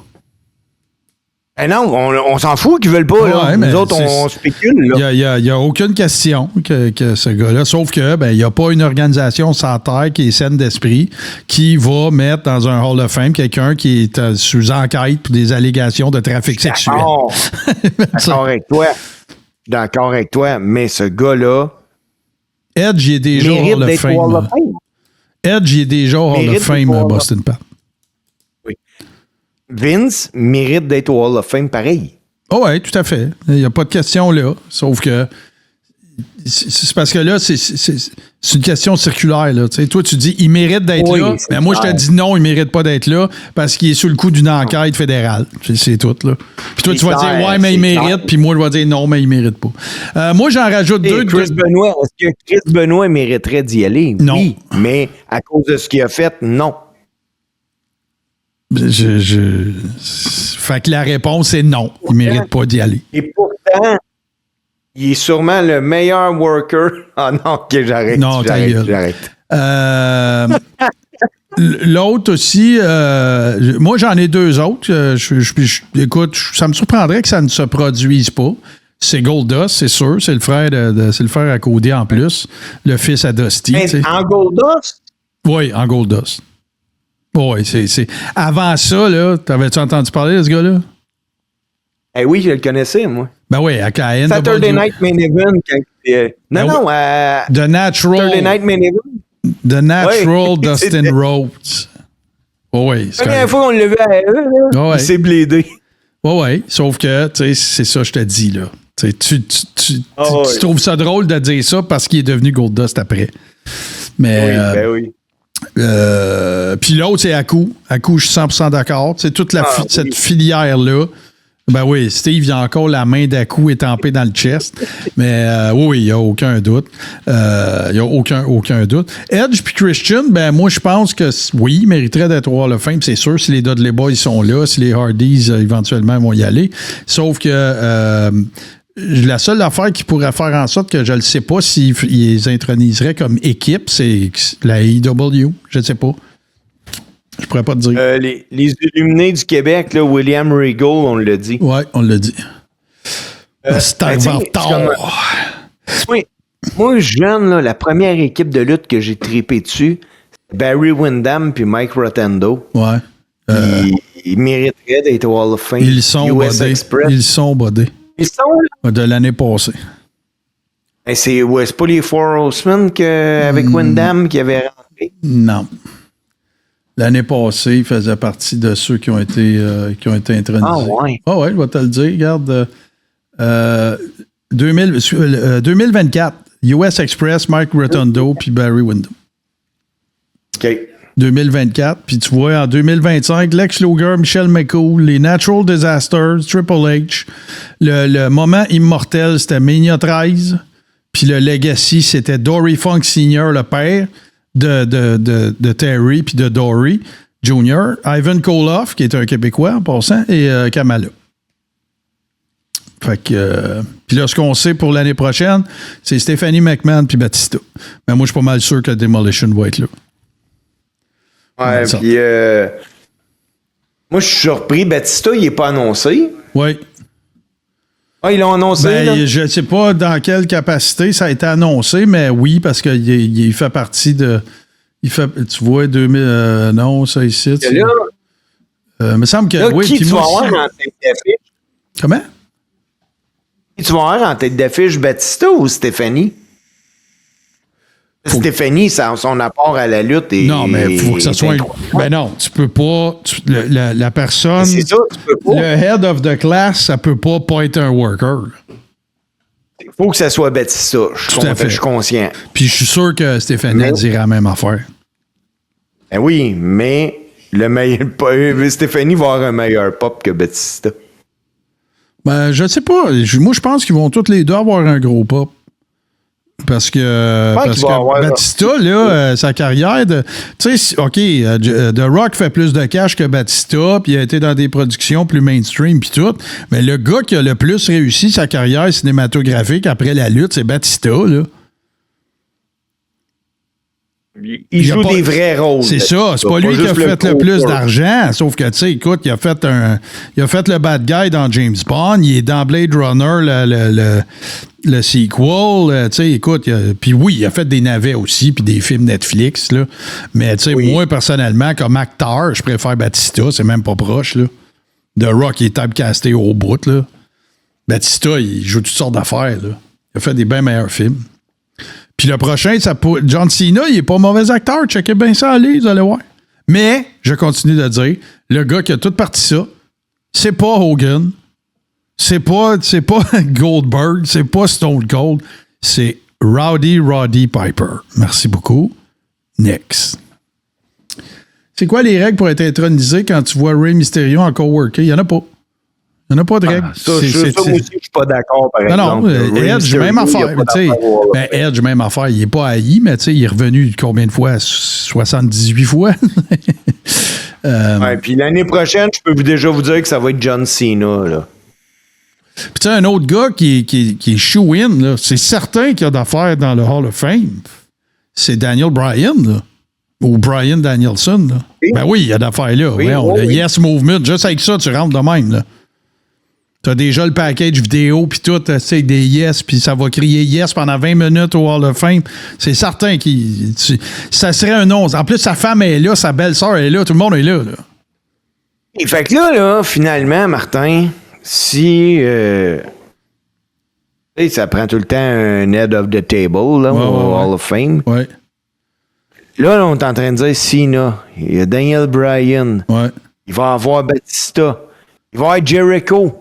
Hey, ils sont corrects pour une couple d'années. Hein? Ah, pour les head of the class, oui. Ben oui, c'est sûr. Oui, vraiment. Mais tu sais, là, on va se le dire, là. OK? Si Undertaker, il y a eu 1h30 de speech, Chris Cena va avoir 5 heures. Ah, Cena, écoute, il va... Après moi, là, Cena, il va avoir un pre-show à son discours. Ouais, c'est ça. Ben, en tout cas, c'est ça nos choix. C'est sûr qu'il y en a d'autres. Comme on disait, c'est arbitraire pour rentrer. C'est arbitraire pour nous autres aussi. Moi, j'ai essayé d'en choisir que j'étais capable d'expliquer puis pas juste dire il est bon ou je l'aime. Mais comme des Don Leo Jonathan puis des gars comme ça, il y a un volet aussi hommage à la business. C'est hommage aux bâtisseurs, aux pionniers de cette industrie-là qu'on aime tant. Puis moi, ben, je trouve juste ça cheap. Tu sais, regarde, tant qu'à le crisser, excusez mon langage, là, tant qu'à le crisser dans la wing Legacy, mets-les pas. Rentre-les pas. OK? Il va être au Cauliflower, il va être au Professional Wrestling, il va être au PWI, il va être dans toutes les autres Hall of Fame. Mais mets-les pas dans le Legacy. Tu sais, mets-les pas, comme Samuel Bourrette dirait, mets-les pas avec un astérix. Voilà. Hey! Oui. Martin, je te pogne sur le fly. Bon, là, vas-y, pogne-moi sur le fly. Ah ouais. Quel article, supposons qu'il y a vraiment un Hall of Fame, là, puis qu'on se dit, hey, on y va. C'est en Floride, c'est whatever. Okay. On y va, on veut le voir, tu sais. Quel article qui te ferait triper de voir? L'article qui me ferait triper de voir. Moi, je pense que ça serait de pouvoir tenir dans mes mains la vraie, la belle, la plus belle, portée par Brett avant d'être champion du monde, puis c'est la ceinture intercontinentale. Ça a toujours été ma préférée. J'ai toujours trouvé que c'était la plus belle. La Winged Eagle est belle. Il y en a plein de belles, mais ça, je suis pas prêt vraiment. Je marquerais out. Sinon, dans les autres affaires, ça serait probablement les robes de chambre de Ric Flair. Ça, je marquerais ça au bout. Mais il n'y a pas, un article, là, une bébelle ou... sinon, écoute, une guitare Donkey Tonk Man. Tiens, je t'en ai donné 3. Ouais. Non, mais tu sais, mettons du mémorabilia, là, comme GC, c'est un collectionneur et tout. Mettons là, qu'il y aurait quelque part que je pourrais acheter un vrai jumpsuit Donkey Tonk Man, je capoterais. Là. Je mettrais ça d'un beau frame, pis tout, là. Ça serait ma pièce de collection. Écoute, moi, Donkey Tonk Man, je suis un Mark fini. Comment? Comme mon chandail de Mahomes. Non. À la maison, j'ai un chandail de Mahomes. Ouais, je comprends, mais non, c'est pas pareil. Tu sais, non, mais regarde, j'ai des affaires de... Moi, mon athlète préféré de tous les temps, c'est Magic Johnson. J'en ai des affaires de Magic. J'ai une limited edition, une photo signée dans un cadre avec le seal des Lakers, toute la kit. Mais c'est pas pareil. Parce qu'il fakait pas de jouer au basket. Il jouait au basket, tu comprends-tu, là? Puis ça veut pas dire que ça vaut moins. Mais, tu sais, ça a un autre... Ça fait appel à d'autres émotions, pour moi, un lutteur qu'un athlète, là, tu sais. Ouais. Moi, ce qui me ferait triper, là, c'est cave. Moi, une botte d'André. Ah, ben là. J'aimerais ça. Tu sais, Conrad Thompson, quand il fait ses podcasts, il y a toujours une bibliothèque en arrière de lui, les bottes jaunes, fake bottes de cowboy à Dusty, là. T'as-tu idée combien ça doit valoir, ça? C'est cool au bout. Malade. Moi, j'aimerais pouvoir prendre une photo alors que le décor, c'est le vrai barbershop de Bridges Bouquet. Ah, ça, c'était écœurant, ça, avec. Ouais. Là, on a l'air des petits gars en train de marquer out. Là. Ben oui, mais c'est ça, pareil. Ben, c'est encore ça, là, ben oui. Il y avait un édifice vraiment Hall of Fame de la WWE. C'est ce que je voudrais voir. Hey, sinon, la ceinture du $1 Million Man, la première. Ah oui. Ouais. Parce qu'ils l'ont dit, là, tout ce qu'il y avait devant, c'était tout du zircon. Là. OK? Mais en arrière, il avait mis 3 petits diamants. Ah, pour vrai? Ouais. Dans la première. Ouais. Et moi, j'aimerais voir un vrai casquette de Taker. Ouais. Parce que, tu sais, là, quand on voit, là, mettons, je sais pas, moi, Barbarian ou whatever qui fait Kama qui finit dans le cercueil. Vous avez même pas idée à quel point il est gigantesque. Ah, il est vraiment gros. Moi, je l'ai vu ici, là, en septembre. Là, il est gros. Là, tout est gros. Ah, Matraque du Big Boss Man, c'est bon, ça. Oui, bon. C'est vraiment bon, ça. Sinon, OK, je l'ai, mon item par rapport. Non, moi, je l'ai. Moi, c'est une raquette de tennis de Jim Cornette. Voilà. Ah, oui. Terminé. Là-dessus, mon Steve, parce qu'on a encore une dernière chronique, on va aller faire, on va aller faire de la pub à notre chum GC, encore une fois. Écoute, la coqueluche, écoute, il est là presque à tous les jours pour divertir les bougalous. On vous revient tout de suite après.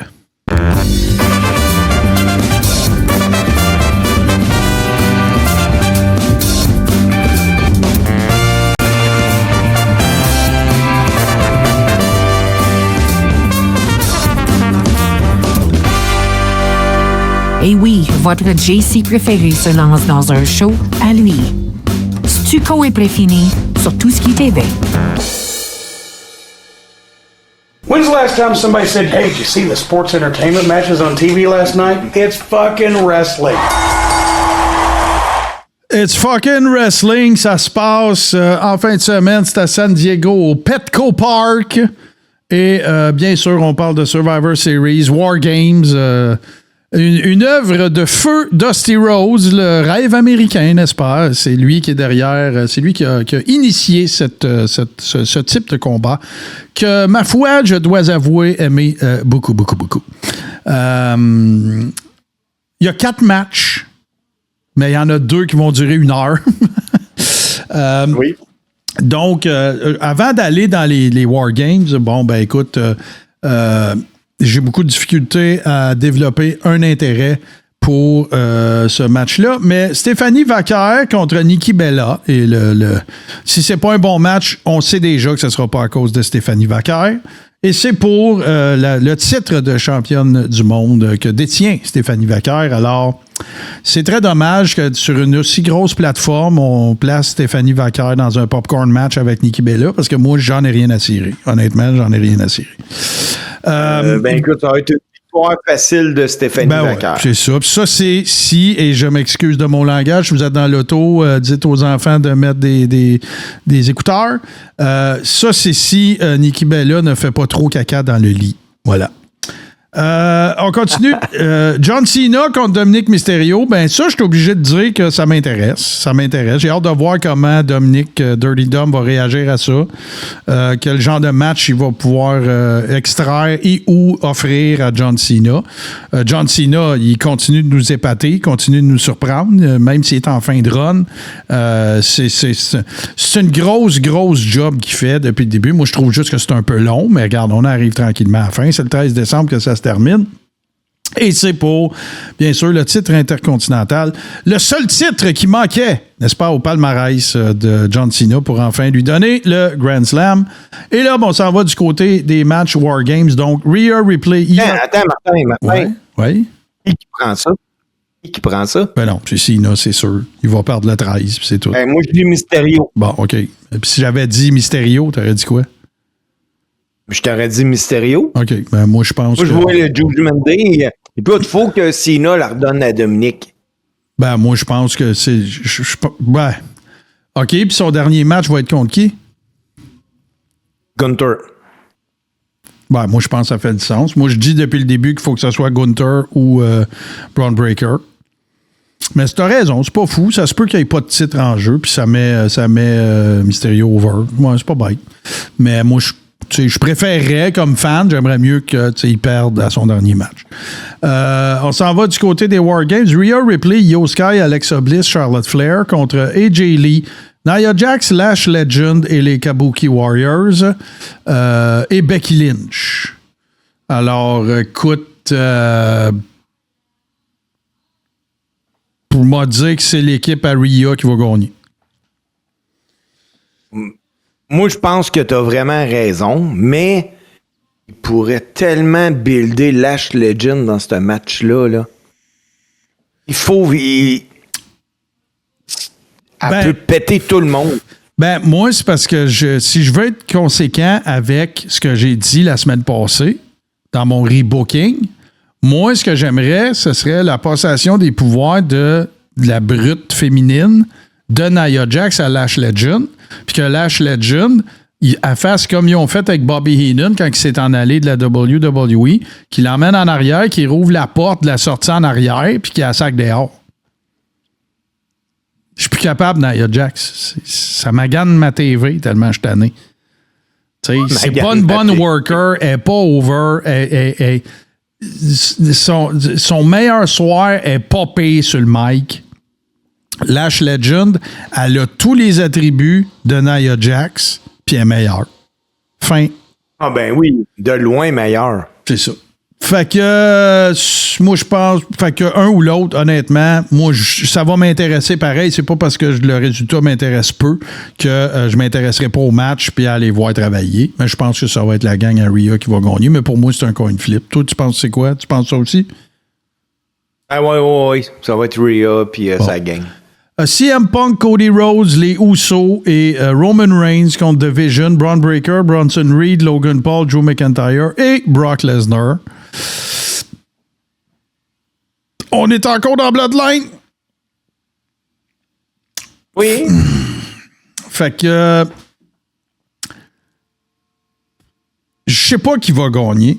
Fait que je peux dire n'importe qui. Sauf que j'espère que la conclusion de ce match-là va permettre d'exploser un petit peu cette storyline-là pour nous emmener dans d'autres directions. Puis, moi, tu vois... moi, je pense que... Excuse-moi, juste finir, parce que mon idée est bonne, je pense.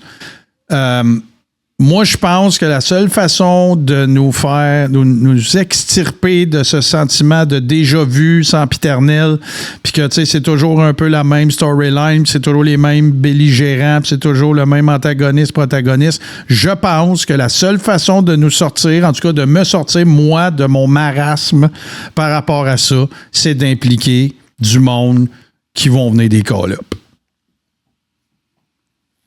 Moi, là, j'aimerais ça que tu aies raison. Mais de la façon que je vois ça, là, moi, je vois l'équipe de Drew McIntyre, de Bronson Reed, Brock Lesnar, Braun Breaker puis Logan Paul gagner. Mais je vois aussi un heel turn de Jey Uso. Puis on va revoir des Roman contre Jey, des Jimmy contre Jey. Mais là, Jey va être le bad boy. Ben, peut-être, puis ça serait correct. Parce que j'aurais pas le sentiment de regarder exactement la même histoire, tu sais. Puis peut-être que, tu sais, ça va insuffler tu sais, ça va peut-être rendre ça plus intéressant de les regarder être encore dans des storylines ensemble. C'est correct. Mais là, le problème qu'on a... Tu sais, rappelle-toi, mettons, là, à la lutte internationale dans le temps, là, tu sais, puis t'avais Great Samu, puis t'avais tous ces gars-là. Puis là, il arrive un Steve Strong, de nulle part, là.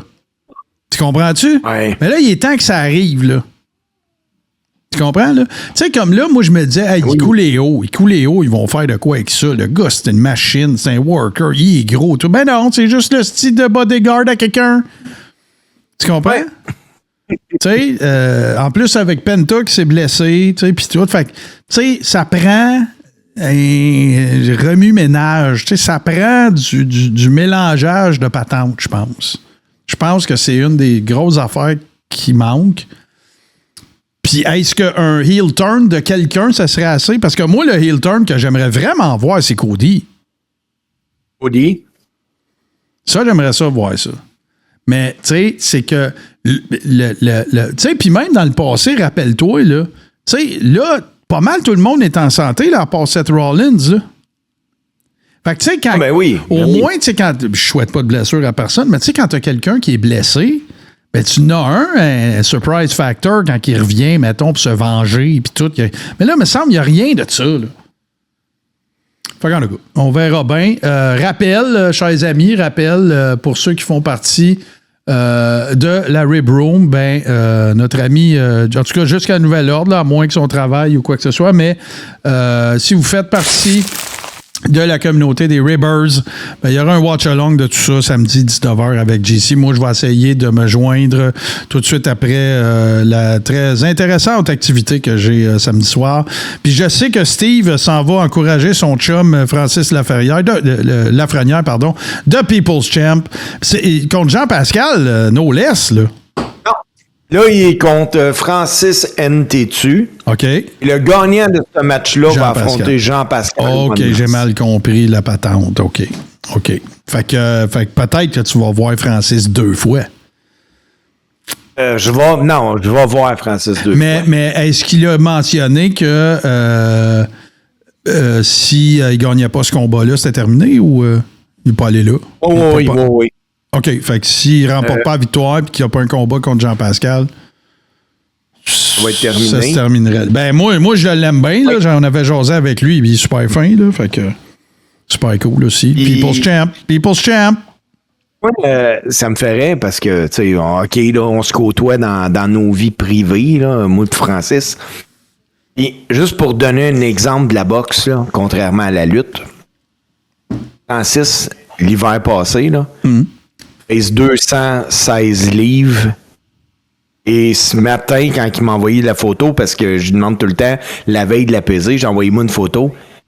170 livres, demain, il faut qu'il paye 175. Tabasse, là, tu dire m'appeler, ça.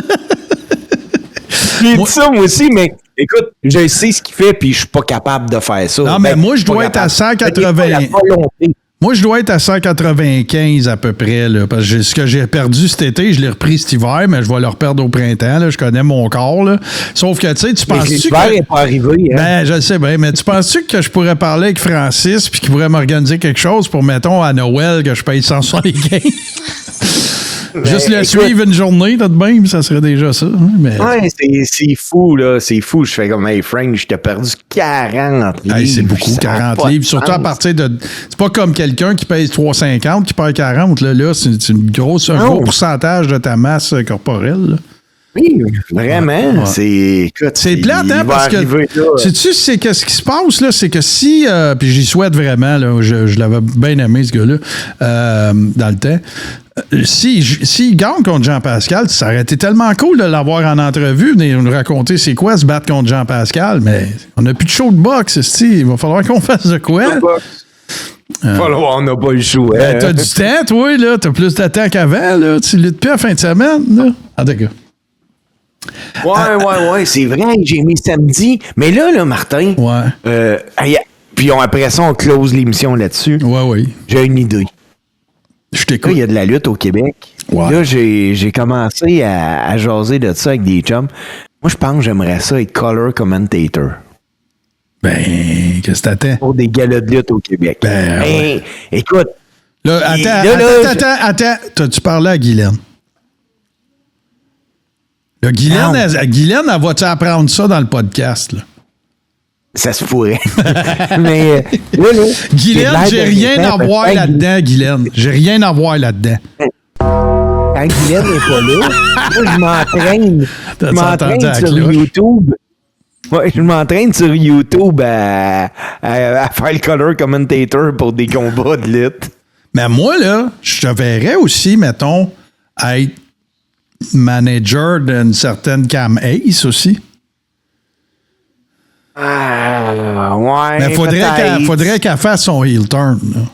C'est ça qui arrive. Ouais. Anyway, on jase. Hey, Steve, un gros merci. Bravo.